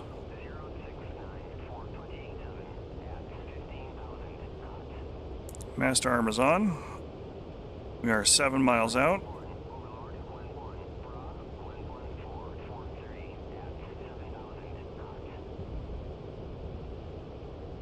Easy on the afterburner there, so Mr. Tunguska doesn't have anything to shoot at. And we're giving him a single present from our centerline.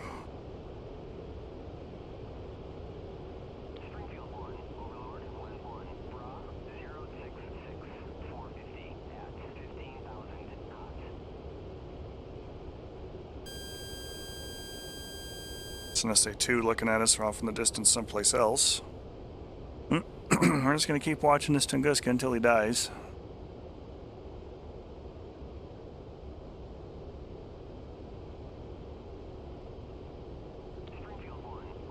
Estimating about 10 seconds.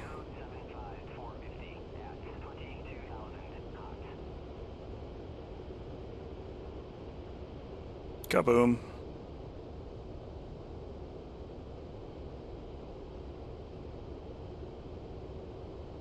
Alright, so we marked some other targets out in the area, and we can find them quickly by going Shift M 1 for mark point 1. We'll just set our pod to it.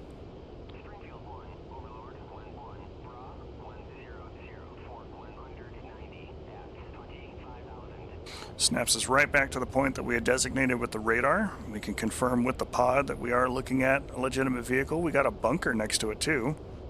That's kind of cool. So I think what we're going to do is go and extend out here to the west and see if we can attack it from the other side, and hopefully the ripple of our 2 bombs will allow us to take out this vehicle and the bunker behind it.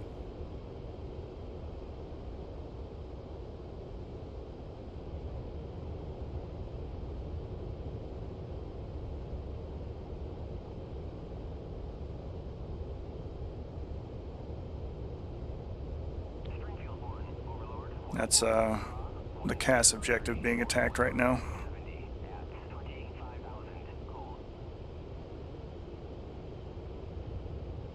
Some of those are explosions, the rest are muzzle flashes. The ones further to the east, which should be to our left relative to how we're looking, are the muzzle flashes from the artillery pieces and mortars going off.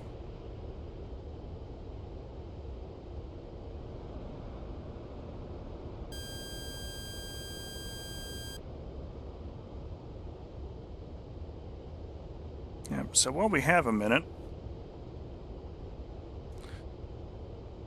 got our target there, our bunker, there's a watchtower, there's the outpost that we looked at earlier. Large building. And there's our quartet Sparkas. So yeah, we have all kinds of powerful resolution with that radar. And we can get that resolution out at 40 nautical miles, which is instrumental in bad weather, nighttime, and even just general attack. To be able to map an area out like that and use it to pinpoint targets and set up mark points.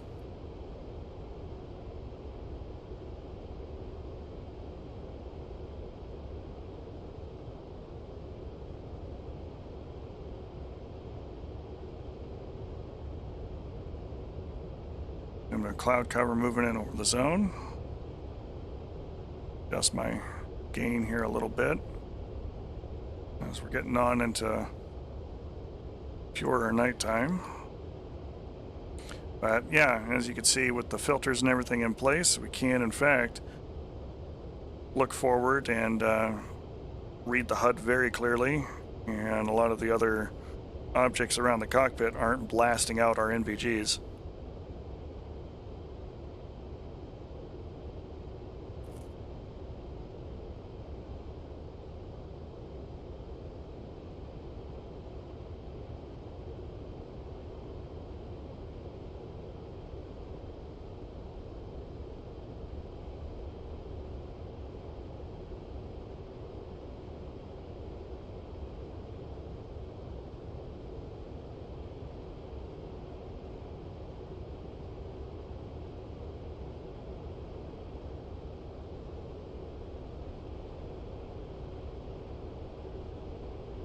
I'm not quite aiming at the target there because I'm kind of expecting him to get killed by the blast radius of the 2 heavy bombs we're throwing downrange. But I'm wanting the ripple to extend just far enough out that we could take out, hopefully, all of those targets with this pass.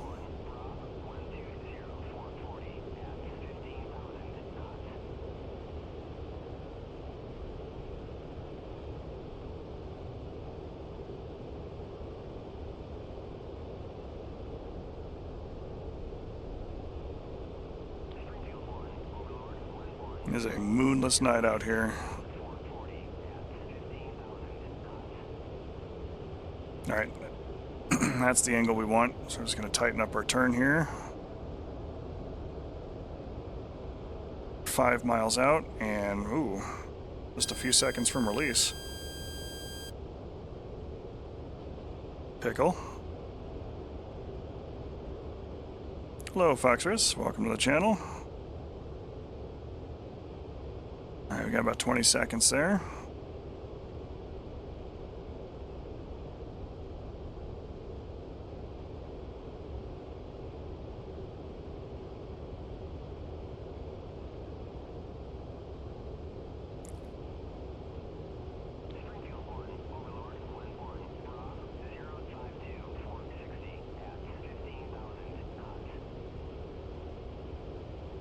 Okay, that looked like a good hit.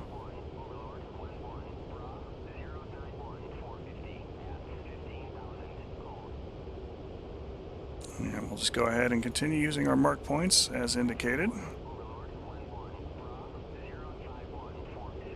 We'll go and designate that one. But this one I think we're going to attack from low altitude. We'll give it a good toss bomb.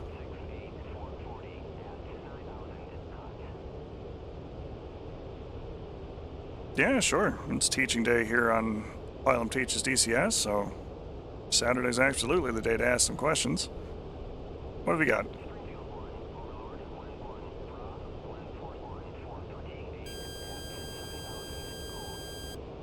Go ahead and extend here a little distance.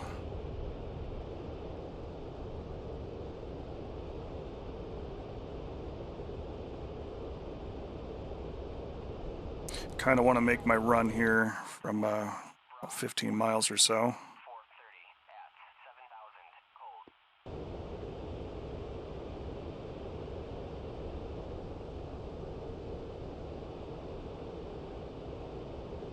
And then we will toss these Mark 84s.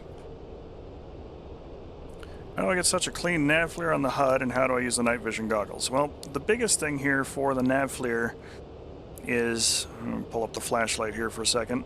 These two buttons here, or dials rather, control the video brightness and contrast for the HUD. And if I have it set to minimum contrast, it's really kind of wiped out, doesn't do anything for us. And we dial the brightness up, it's even worse. So broadly speaking, what you want to try and do is give yourself the absolute minimum number of brightness so that the system is actually on, and nearly the maximum contrast, because if you go too high with it, it might blank things out. But your goal is to use this system as an enhanced reality rather than I need it to be super bright. And what I mean by that is, like right now you can kind of see we've got a horizon, we got some clouds, and the clouds are all roughly in the same position as they are physically looking at them when I've actually got some illumination. That becomes important when you're actually out here trying to do stuff and you have no light, because the pod itself is offset slightly low and slightly right compared to where you're sitting in the aircraft. So at super close ranges, these things should be adjusted slightly high and slightly left. But we're not concerned about things super close to the jet. We want things to be, right about where they're supposed to be, miles ahead where we can react to it, which is where we are. In terms of using the night vision goggles, first off, you have to make sure that they are installed on the ground, because it is a head device. The default head device for the F-15 is the visor which is useful during the daytime and, you know, dawn or dusk or anywhere where you need to really kind of get rid of some glare.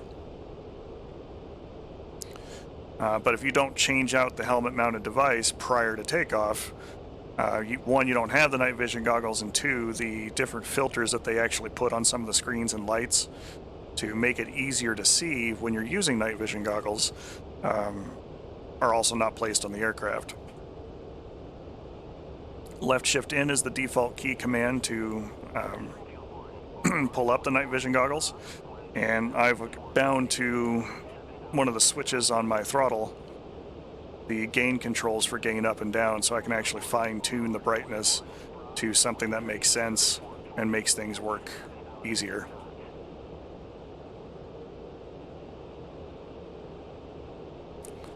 Alright, so we marked our target some time ago.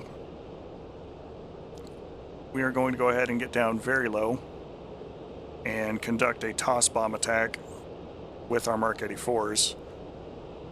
And I know it's a Sparka battery, so it's not the most threatening thing on the planet. But we are going to attack it as if it were. Generally, I want to make sure that my approach is very low and uses all of the cover that I can manage.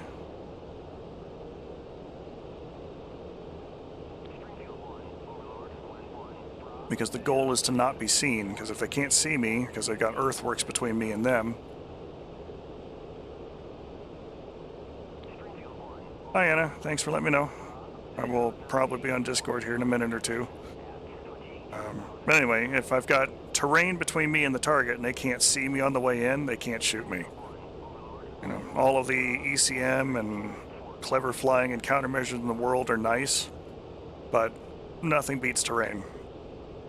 A good mound of dirt will always keep you safe, unless you fly into it.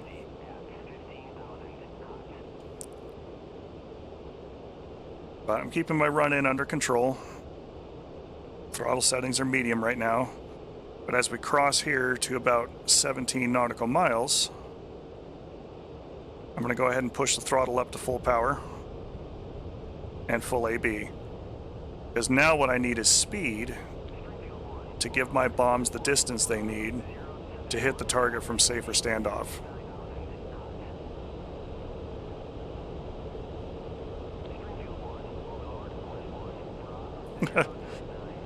Yeah, we'll see if we can cover some of that here. I've already marked the target area. The jet knows where they're supposed to be. It saved all that information for us.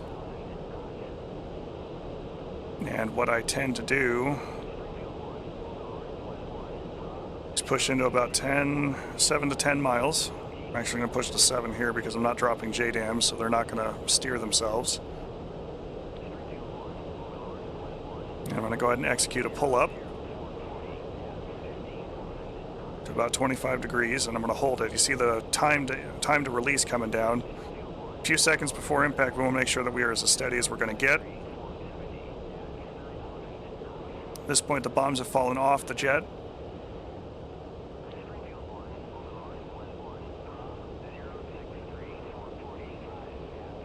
And we can escape. Now, if this was a SAM site, I would want to get back down behind my terrain and get the hell out of Dodge that way. But since we know that that is not the case, what I'm going to do instead is climb a little bit.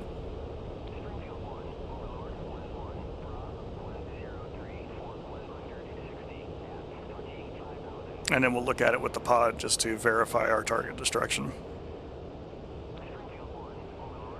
Okay, yeah, I can cover the air-to-ground radar here real quick. Appreciate the follow, Simon Storm. And there it is. We've successfully tossed 2 Mark 84s onto that battery of gun platforms and have destroyed them. What I'm going to do next, and I'm going to show you here with the pod first before we use the air-to-ground radar for it, is we're going to attack this outpost, the watchtower, and a couple of vehicles that are all kind of parked there side by side.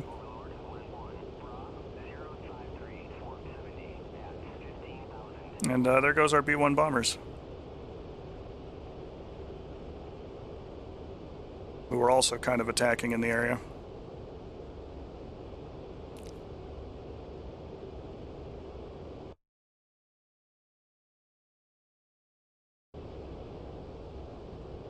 First thing I'm going to do is extend for a little bit.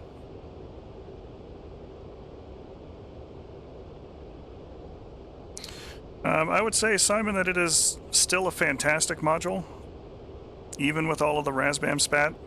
As even a year without any updates, it is still performing extremely well. There's still targets down there. We're not done with that training camp yet. Don't worry about that. Personally, it is still my very favorite module in all of DCS, and is definitely my favorite aircraft of all time. A little biased, having grown up with them.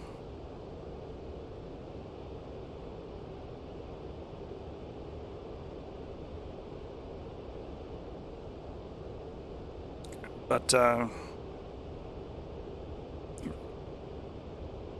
that's the advantage of growing up where and how I did in a time frame when, you know, things weren't so crazy.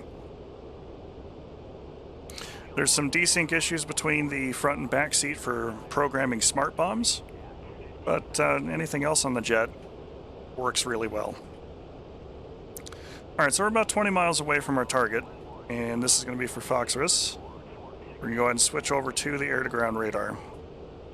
There's a couple of ways to do it. I have already programmed my MFD to allow me to toggle between air-to-air, air-to-ground, and T-pod very quickly.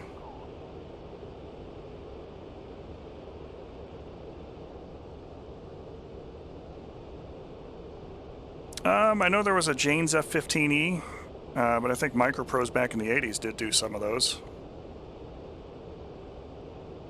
And I'm actually going to go all the way out to the beginning here on this one. First thing we're going to do is make the air-to-ground radar our sensor of interest, as indicated by these vertical bars. So now the air-to-ground radar is scanning. We're going to turn back towards our target.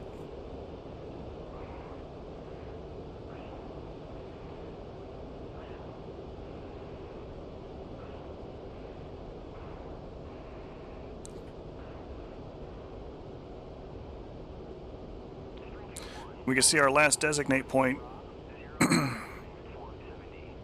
from where we lock things up with the pod. It's that little triangle that's out there. But what I'm going to do is offset a little bit because there is a dead zone for the air-to-ground radar in front of the aircraft of about 20 degrees. So you need to fly a little bit left, a little bit right. And we're going to set ourselves to map mode with a 0.67 nautical mile resolution because we want it to be close and tight enough that we could see what's going on. And we're going to TDC depress to select it. And there's a little timer that's ticking down depending upon range.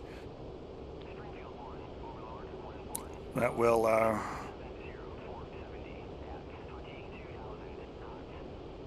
that's really not showing us a whole lot. Let me bring that back to steer point 9 because that's going to be center of the zone. I think it's looking off someplace else.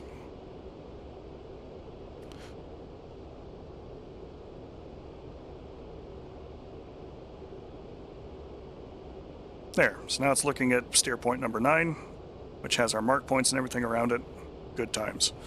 We did that with TDC depress. We waited a handful of seconds. The closer you are to the target, the shorter that distance takes. You can begin making these kinds of radar scans at 40 nautical miles if you've dialed the radar's range up to 40 nautical miles. We can do that by clicking these two buttons here. That little 40 tells us that we're scanning out to 40 miles. So map mode is the first step to get our actual radar image generated. We can then use our left multifunction button to freeze the radar image, which will allow us to control the gain. So we can dial the gain up and down to try and make targets pop out of the target area. Because, you know, if the gain is super high, everything's all washed out, really can't see anything. As we play with the gain, it's like adjusting the contrast for the targeting pod. You can make certain things stand out a little bit and make it a little better. Now we can tap the map button again and get a newer image especially because we've got so much stuff kind of right here in this area. Moving that radar image might make certain things pop out, but if we get too close, like right now we're 11 miles away, we are extremely close, all of a sudden it's now not as helpful because I can't designate things safely, and at 11 miles a lot of shit could shoot at me. Generally what I try and do is take a picture of the zone somewhere between 20 and 40 miles away from the target, freeze the radar image, and then turn and go back to a safe place while I'm going to screw around with what I want to kill. To set up what we want to kill, we come down here to the bottom with this little button here that has different functions. Map mode we've already talked about, it helps generate this radar image. Update will update a current steer point to whatever it is I'm pointing at. TGT will designate a target. Okay. Well, then we can back up and talk about it again. So you're familiar with the air-to-air radar. I'm just going to go ahead and make the air-to-air radar soy. So we got the air-to-air radar, it's scanning, it's looking for aircraft, good times. What I'm going to do is get into the air-to-ground radar. All right. I'll hang on a second.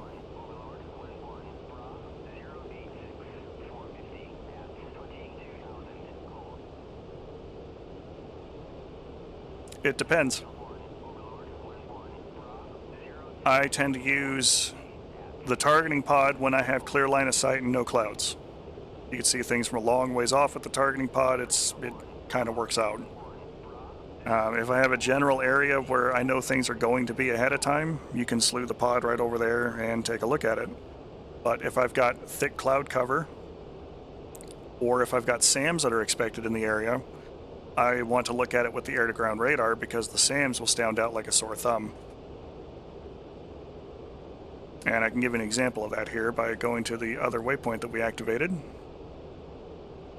for this particular mission, because I know there's an SA-8 parked on it. So we'll go give it a look with the air-to-ground radar, and I'll show you how the SAMs stand out.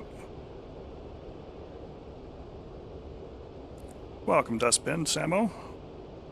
Appreciate people showing up to watch.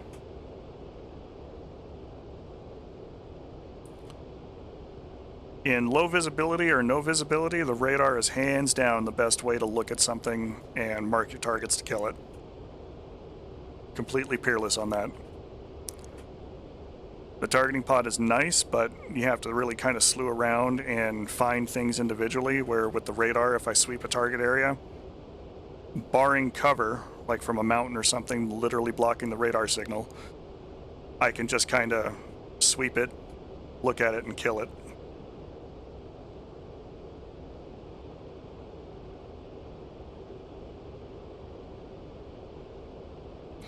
The smart page really only breaks when you're doing multi-crew stuff.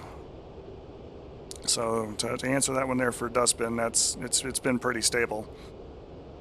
All right, so transferring things with JSOWs. I can talk you through it, but showing you through it is a little rough at the moment because one, I'm not carrying them on board the jet, and two, this particular mission is set to a time frame before JSOWs and JDAMs being a thing. So I just don't have them historically. So let me go ahead and get in here to the air-to-ground radar and get that set up to look at that waypoint so I can show you how SAMs stand out. And we'll go over here and talk about the smart weapons page.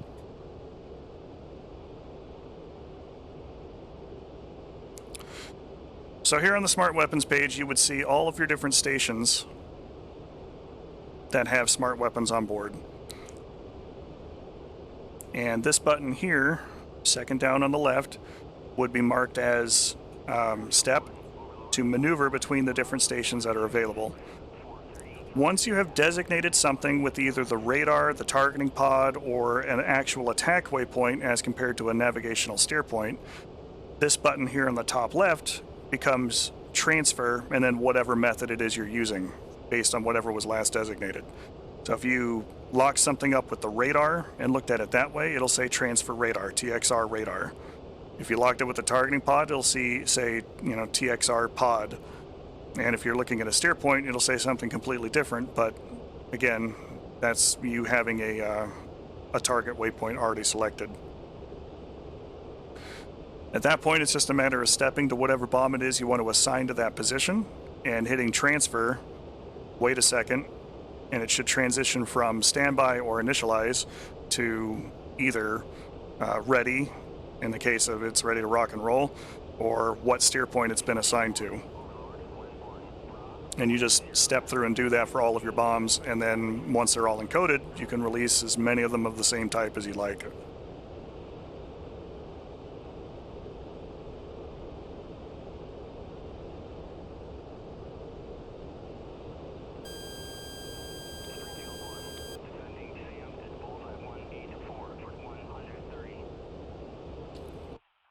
Well, let me turn back around.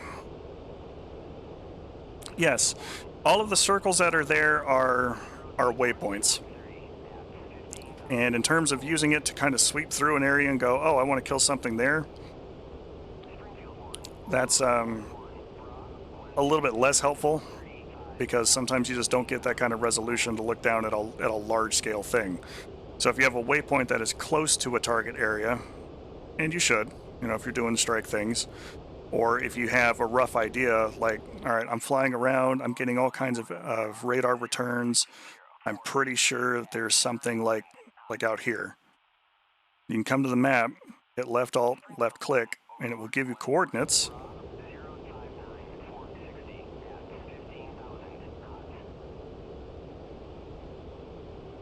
And what we can do is create a waypoint. And the way we're going to do that is from the main UFC page,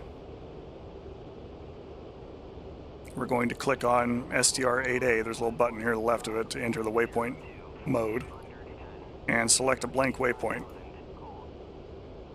I have a blank steer point. We can put this information in. So I have lat long minutes. Oh yeah, no, that's been a feature for the last 5 or 6 patches for DCS. It's been a massive quality of life improvement. It is just left off, left click, and it will give you coordinates in literally every format. You just have to know which one you're using for the jet. In the case of the F-15, we use lat long decimal minutes, which is this box right down here. And we just type that in. Shift 2 for north.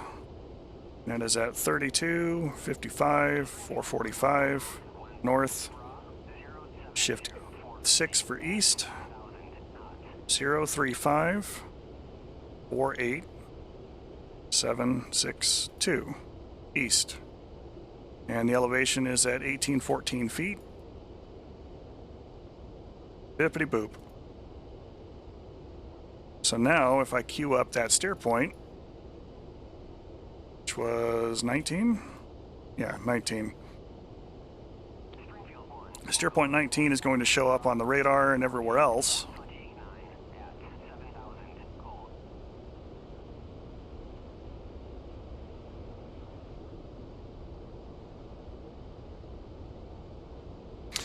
Yeah, the longitude in every aircraft, with the exception of the Vigan,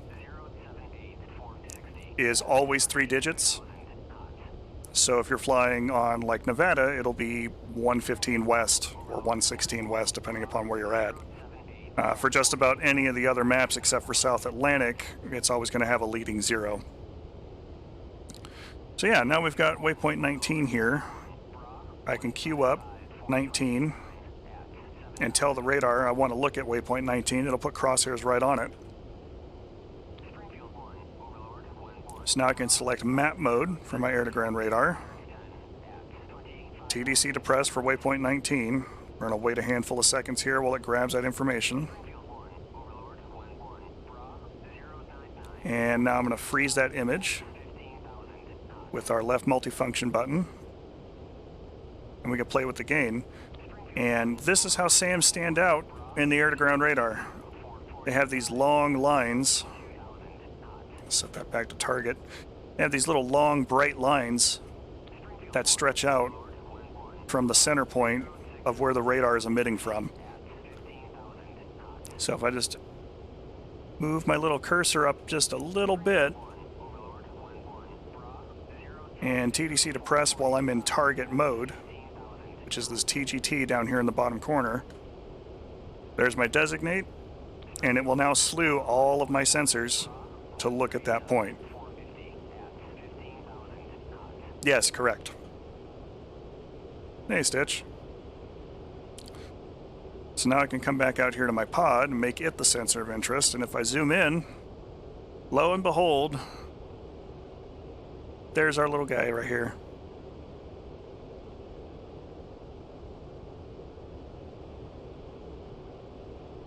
He's ready to get killed.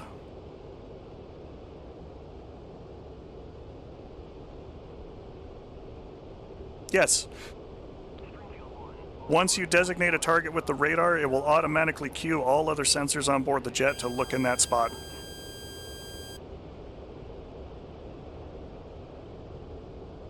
Yeah, let me kill this SA-8 here real quick, and then I will jump in and do that. Radio check 266. Trigger's probably on the in-game radio. Got you 5x5.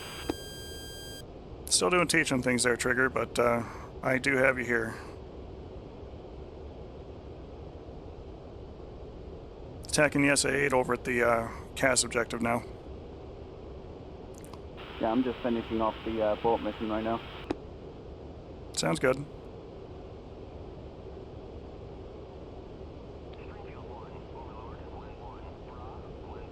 Yeah, more than happy to. Saturday morning starting at 9 a.m. Pacific time, I usually do Pilum Teaches DCS and pick something and run with it. And today we ran with some night work with the F-15 and some backseat work actually earlier in the stream. So if you want to catch the VOD on that one or the YouTube video later, you can see the whole thing.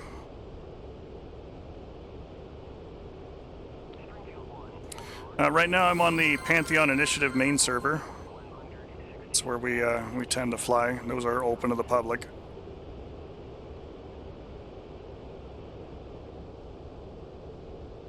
So if you just do a search for Pantheon Initiative, you should see the 4 servers that are up there, and 2 of them are not passworded. Here comes our bomb fall line.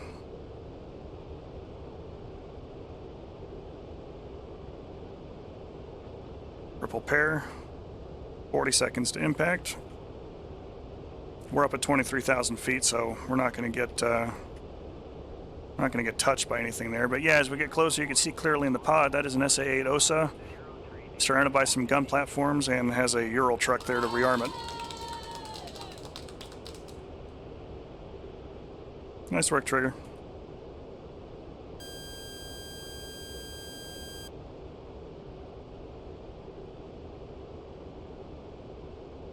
Six, 5, 4, 3, 2, 1.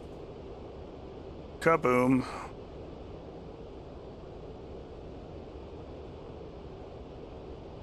And that is a very dead SA-8 site.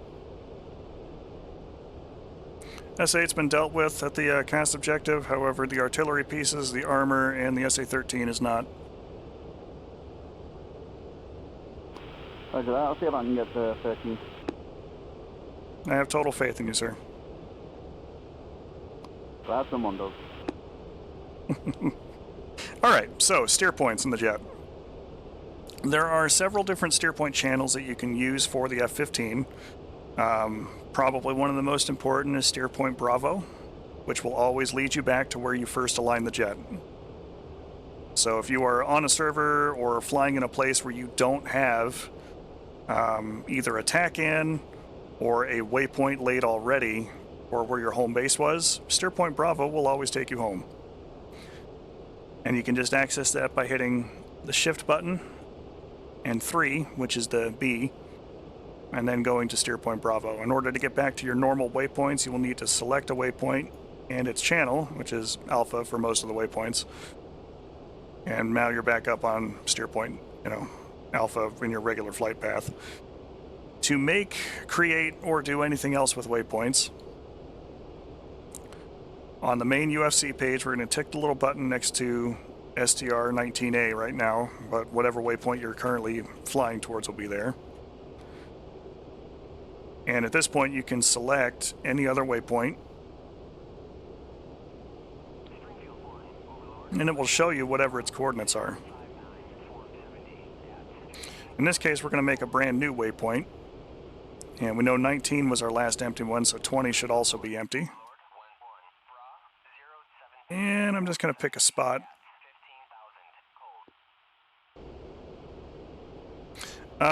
For rippling JDAMs like that, you can just encode them, and then it will drop them in sequence. You do have to just keep pressing the button rather than rippling them all off as one pass. Thankfully, 9 taps doesn't take very long. And you really wouldn't want to put all 9 falling off the jet at the same time anyway, because if they collide or run into your aircraft, you could experience a truly traumatic emotional event.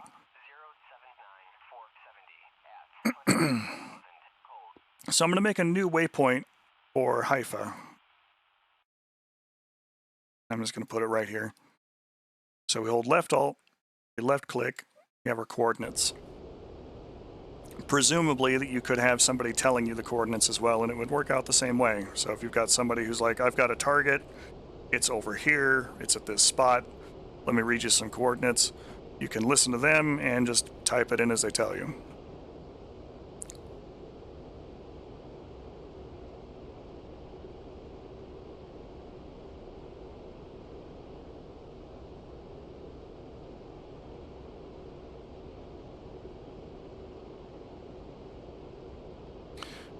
Yep, the good news with the JDAMs at least is that once you're in a zone and you're just kind of in that broad envelope where the bombs can go wherever they need to go and have the energy to get there, you can just let them all go. You don't even have to be, pointed or lined up on the target really anyway.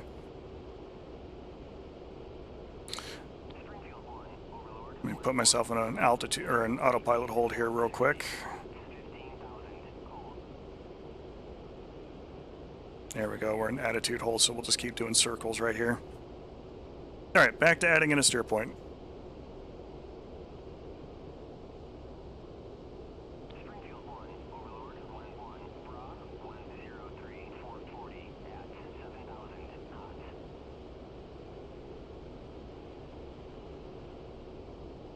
And check. So let me go up here, we'll select Haifa again, got our waypoint up. I want to edit steer point 20. So it's all blanked out, it's all zeroed out, so clearly this is an empty waypoint slot, and we're going to put some information in it. I'm going to hit Shift 2 for north, because this puts us in lat long mode. And we're going to put in lat long decimal minutes, so 3248.393. Tap the button next to north, it's now in the north coordinates.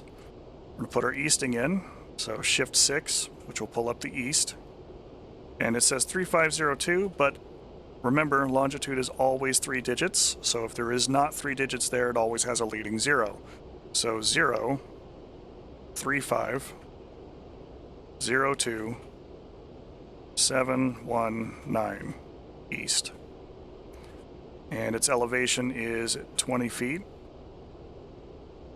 So now we've got our waypoint set up.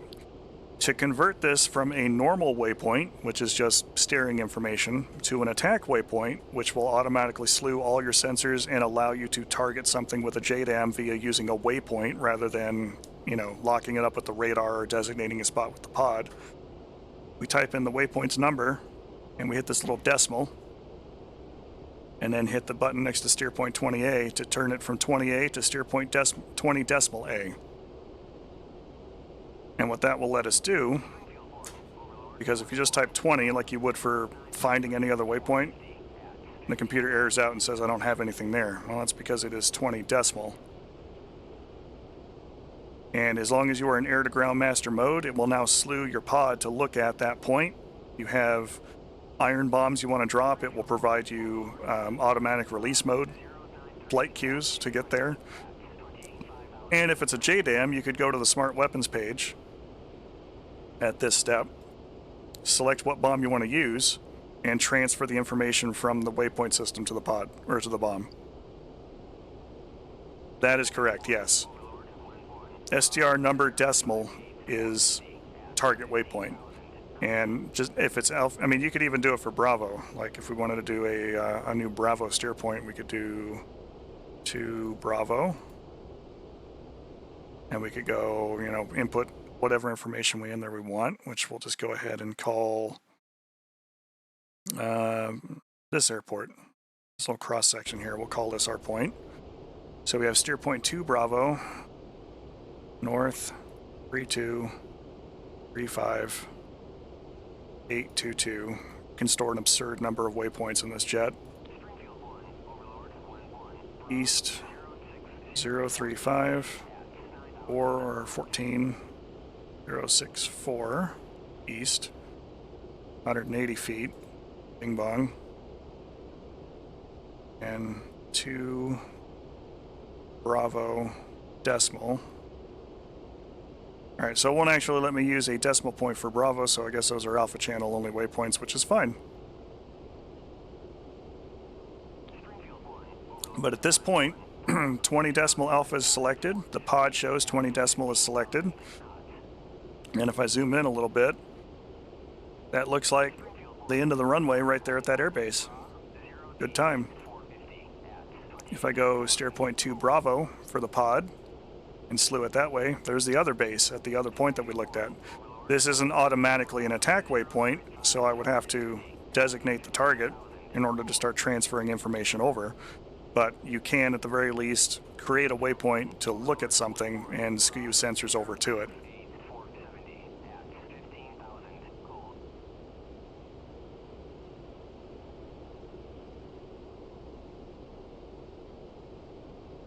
Yeah, I'm more than happy to help.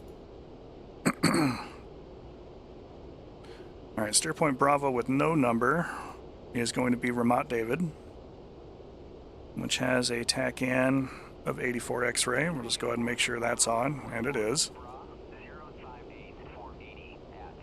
Go back to navigation mode here and pull up 2s. And we can see our waypoint and our TACAN beacon are roughly aligned.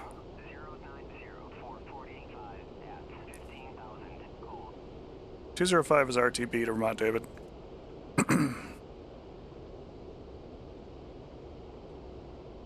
Unsafe our weapons. Turn the lights on here for the exteriors. And we'll make our way home and see about doing an ILS landing 265 engaging 2 bandits. at Vermont David.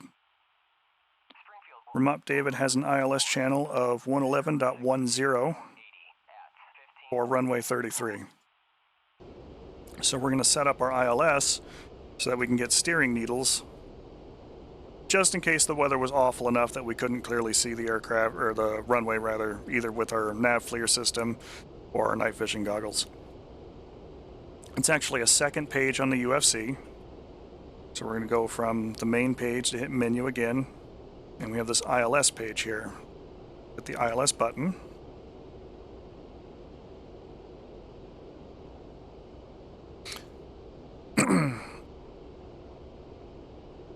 One 1110, and now that channel's set correct. Yeah, that's basically all it is.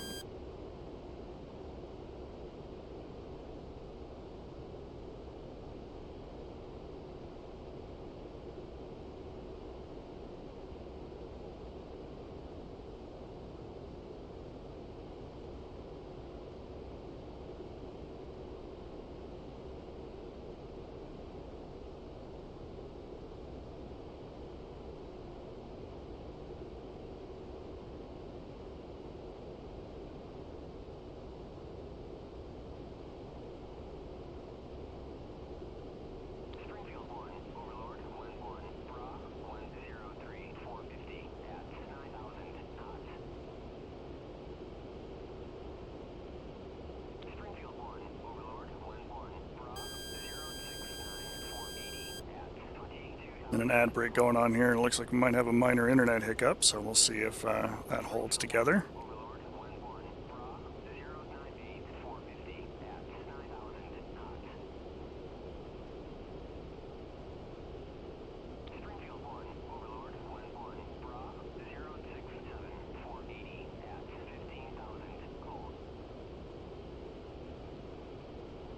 Alright, we are basically flying right over the top of Vermont David, so we need to step up our game here and get ready to land.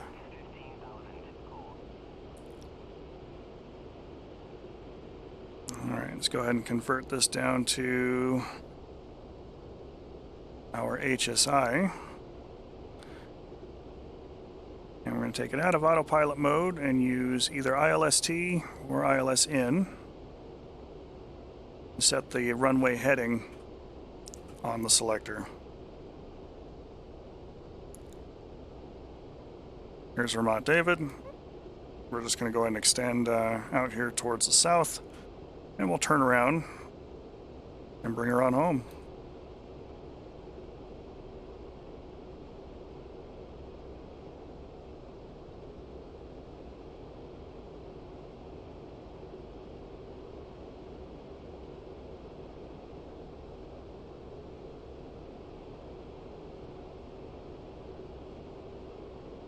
Alright, while we're kind of extending out here, I can jump back and show that one. For the Wizzo seat, to make sure everything is turned on in such a position where you can actually use things up front, you need to turn on the targeting pod itself, the laser if you're going to use the laser, RWR ICS switch, and then on the right side of the jet, ICS, RWR, EWWS on, and your countermeasures set to forward in either semi-auto or auto. I use semi-auto myself. And that's it. That's all that you need to do in the back seat. You don't have to do anything else to have access to everything that you need from the front seat that the back seat can turn on and manipulate alone.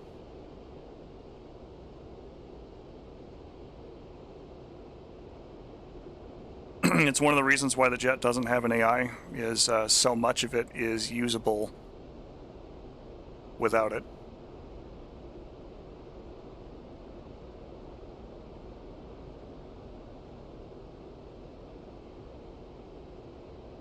Yeah, the ILS will provide steering needles for you, as long as it's configured correctly. And heading information, so that in low visibility type settings you can figure out where the runway is and how to come home. I tend to use Steer Point Bravo a lot for that. It's just an autopilot reference. Because the other thing too to understand about Steer Point Bravo is that it is set based on where you last aligned, or where you first aligned the aircraft. So as I pick the nose up here a little bit,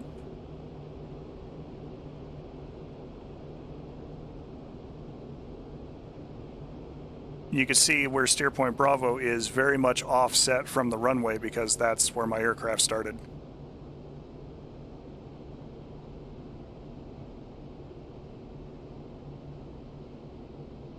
I'm alright for now. I'm actually coming up to 3 hours, which is usually where I stop my stream and take a break for lunch. So more or less at the point now of getting in here to land and do a quick review of TAC view, talk about a couple of things, and then take a little lunch break before I get back on the server to maybe fly later on this afternoon, just in general. It's a good seat to master.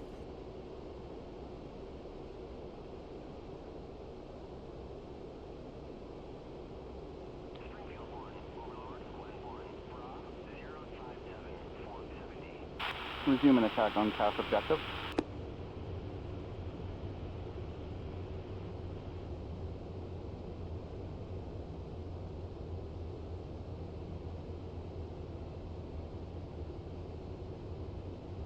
Short final for Vermont David 33.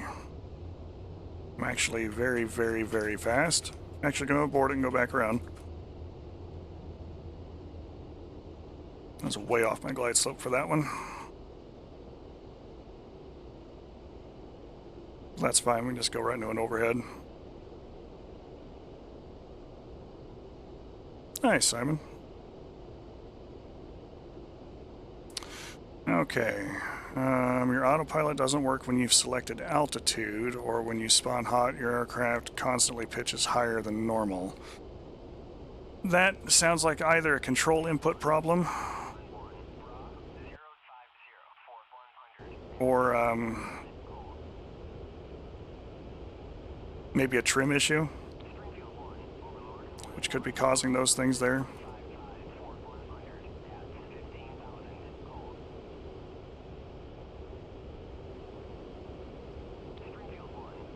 Yeah, you're welcome to come up on the server and fly literally anytime. And the servers are up 24 hours a day, and we tend to be on in the evening time, Pacific time, with more of the boys, so always welcome.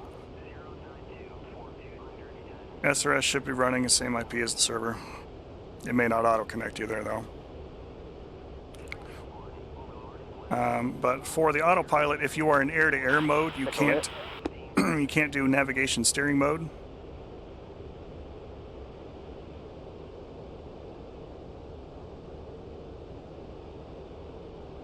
For the autopilot, you do have to select an altitude to put it in AP hold mode. There we go, selected altitude is off. So now it's just altitude hold. It will hold me at whatever altitude I currently am on when I hit the AP button. If I tell it 25,000 feet, it will start climbing the aircraft slowly to get to where I need to go there for the indicated altitude. I have noticed where sometimes it will work the first time, but not successive times. I don't know if that's an issue that you're running into a little bit there.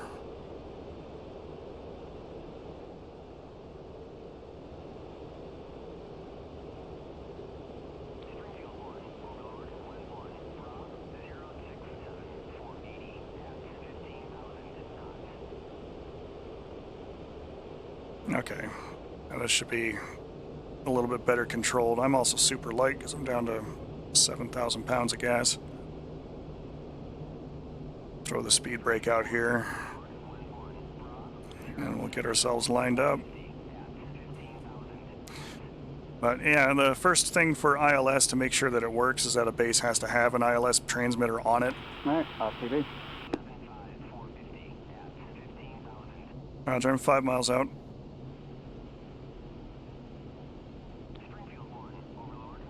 Gear and flaps coming down. Speed brake coming in.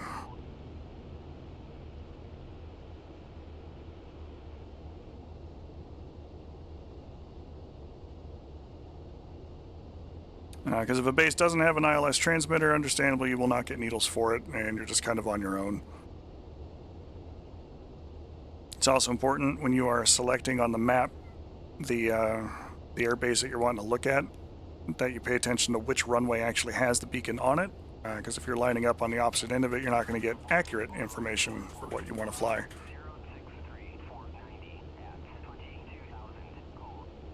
Got a little bit of wind here. We're just below glide slope.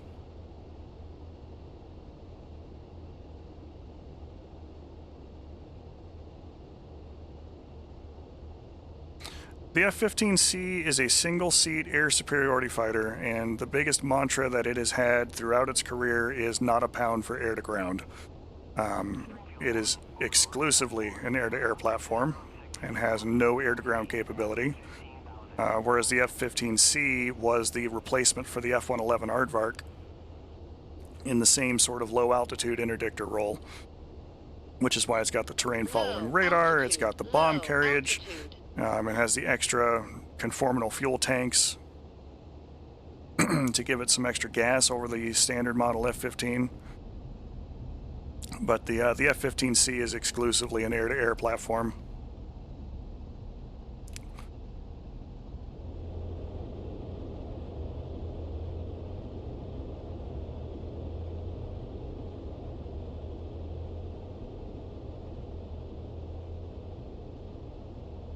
All ED is doing is taking the laziest route out for converting one of their FC-3 or FC-4 aircraft over to a full fidelity module. 5 mile final for runway 33, remote David. Roger, I'm at the other end of it. I'll be turning off here in a second. Roger that. They really kind of shouldn't. The F-15E is a strike platform primarily, but the F-15E does keep all of the bones from the F-15C. So it still has the capability to carry just as many air-to-air weapons, assuming you do nothing else. But you have the added benefit of the conformal fuel tanks, which gives you a little bit of extra gas. The F-15E is a little more bulky, so she's not quite as maneuverable as the C. She has better responsive and more powerful engines over the F-15C, but the F-15C is a little lighter, so it's really, they're both engineered for their desired and preferred places to be, is the best way to put it, I think.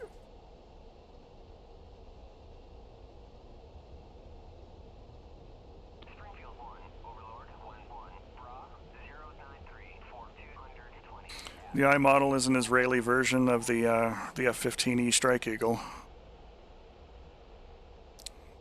which as a mod, as compared to a full-fledged module, it's hard to say how it actually stacks up. Because the biggest problem with mods is that they don't have access to certain SDKs and things that the module makers have. So they have to convert something that already exists as compared to making something that has a higher degree of accuracy involved. Down and clear at Mount David. Here comes Trigger. Looking good, Trigger.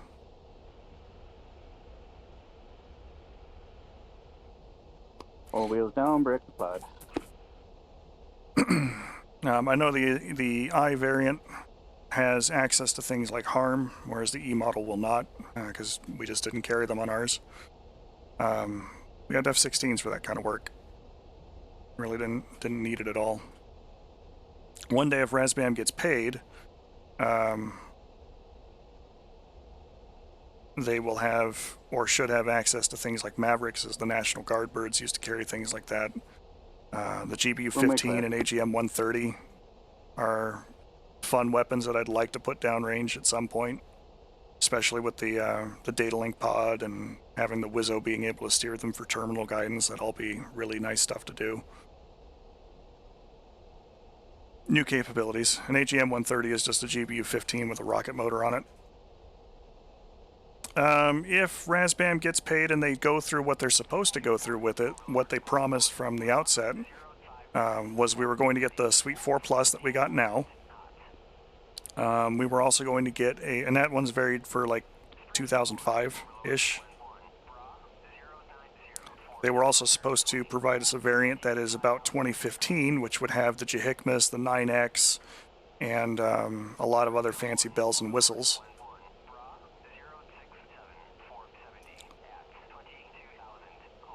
And I think they were also looking at making one that was much earlier, like 1986, right around the same time when the jet was created. But you can simulate a Gulf 1 warbird with what's available right now. But yeah, small diameter bombs, Jehikmas, and 9X and things like that on a 2015 platform. Kind of similar to how Heapler did the F-14, where they got the A-135 and the B.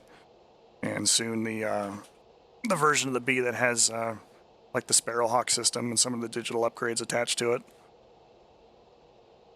Yeah, no, I really hope they get their act together and pay their developers the way they're supposed to, because a company cannot thrive without honoring its agreements.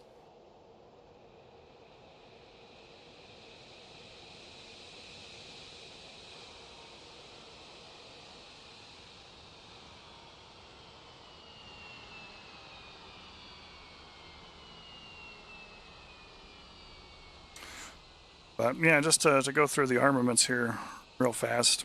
7C, 6C, 4C, 3C, these are all conformal carriage weapon positions for air-to-air weapons. And again, it's a historically limited mission at the moment, so I don't have the 120Cs available or all of that. But you could carry a mixed loadout of nothing but AMRAAMs and carry 8. You can carry, 2 and 6, 3 and 7. If you're doing something that's a lot more historical, like Gulf War I, You can do 4 and 4. You can carry Sidewinders on 8B and 8A, and similarly on the other wing, and then Sparrows on the conformal pylons. The lower 3 pylons on the CFTs are wired for smart weapons. The outer ones are not. And sometimes loadouts are not going to work properly because there's fin collision between something on the rail and something on a neighboring station, which won't let you do it.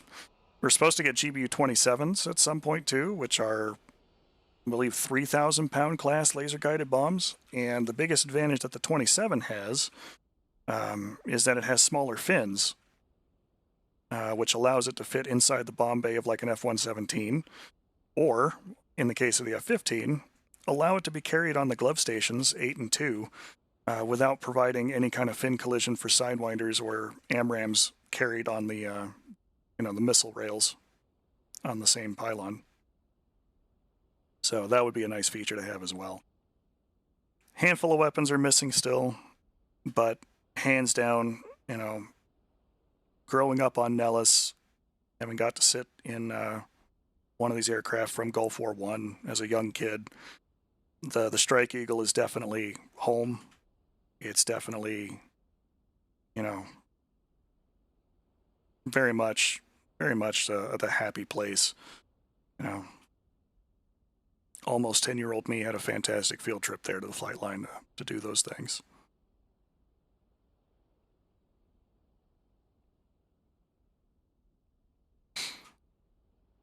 I mean, you can carry, right now, you can carry 2,000-pound JDAMs or Mark 84s or big old fuel tanks on the glove stations.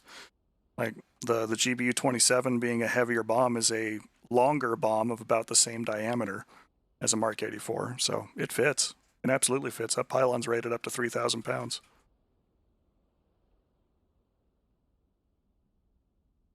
Carry a big old weapon there.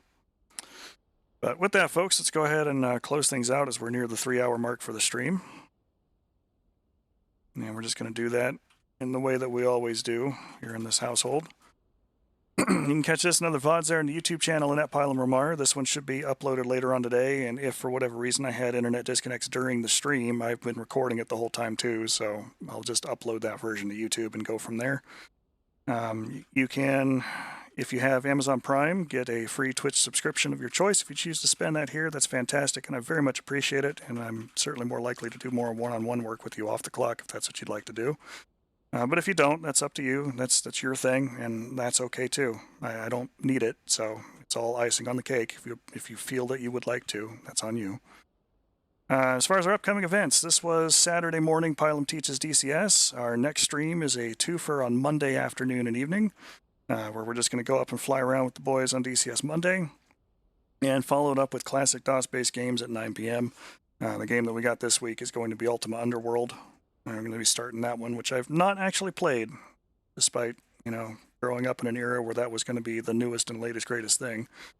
So it'll be my first trip through it. It should be fun, but I've played other games in the Ultima franchise, so that'll help. Friday night, we got Arma 3 at 6 p.m., and we're going to be carrying on with our pseudo campaign that Faye's been Zeusing for us and having a good time with. So with that, folks, always ask for consent. Try to communicate as best you can with your partners. Try to be genuinely decent human beings. And I will catch up with you later on in the week. Thanks for watching, folks. Have a great day.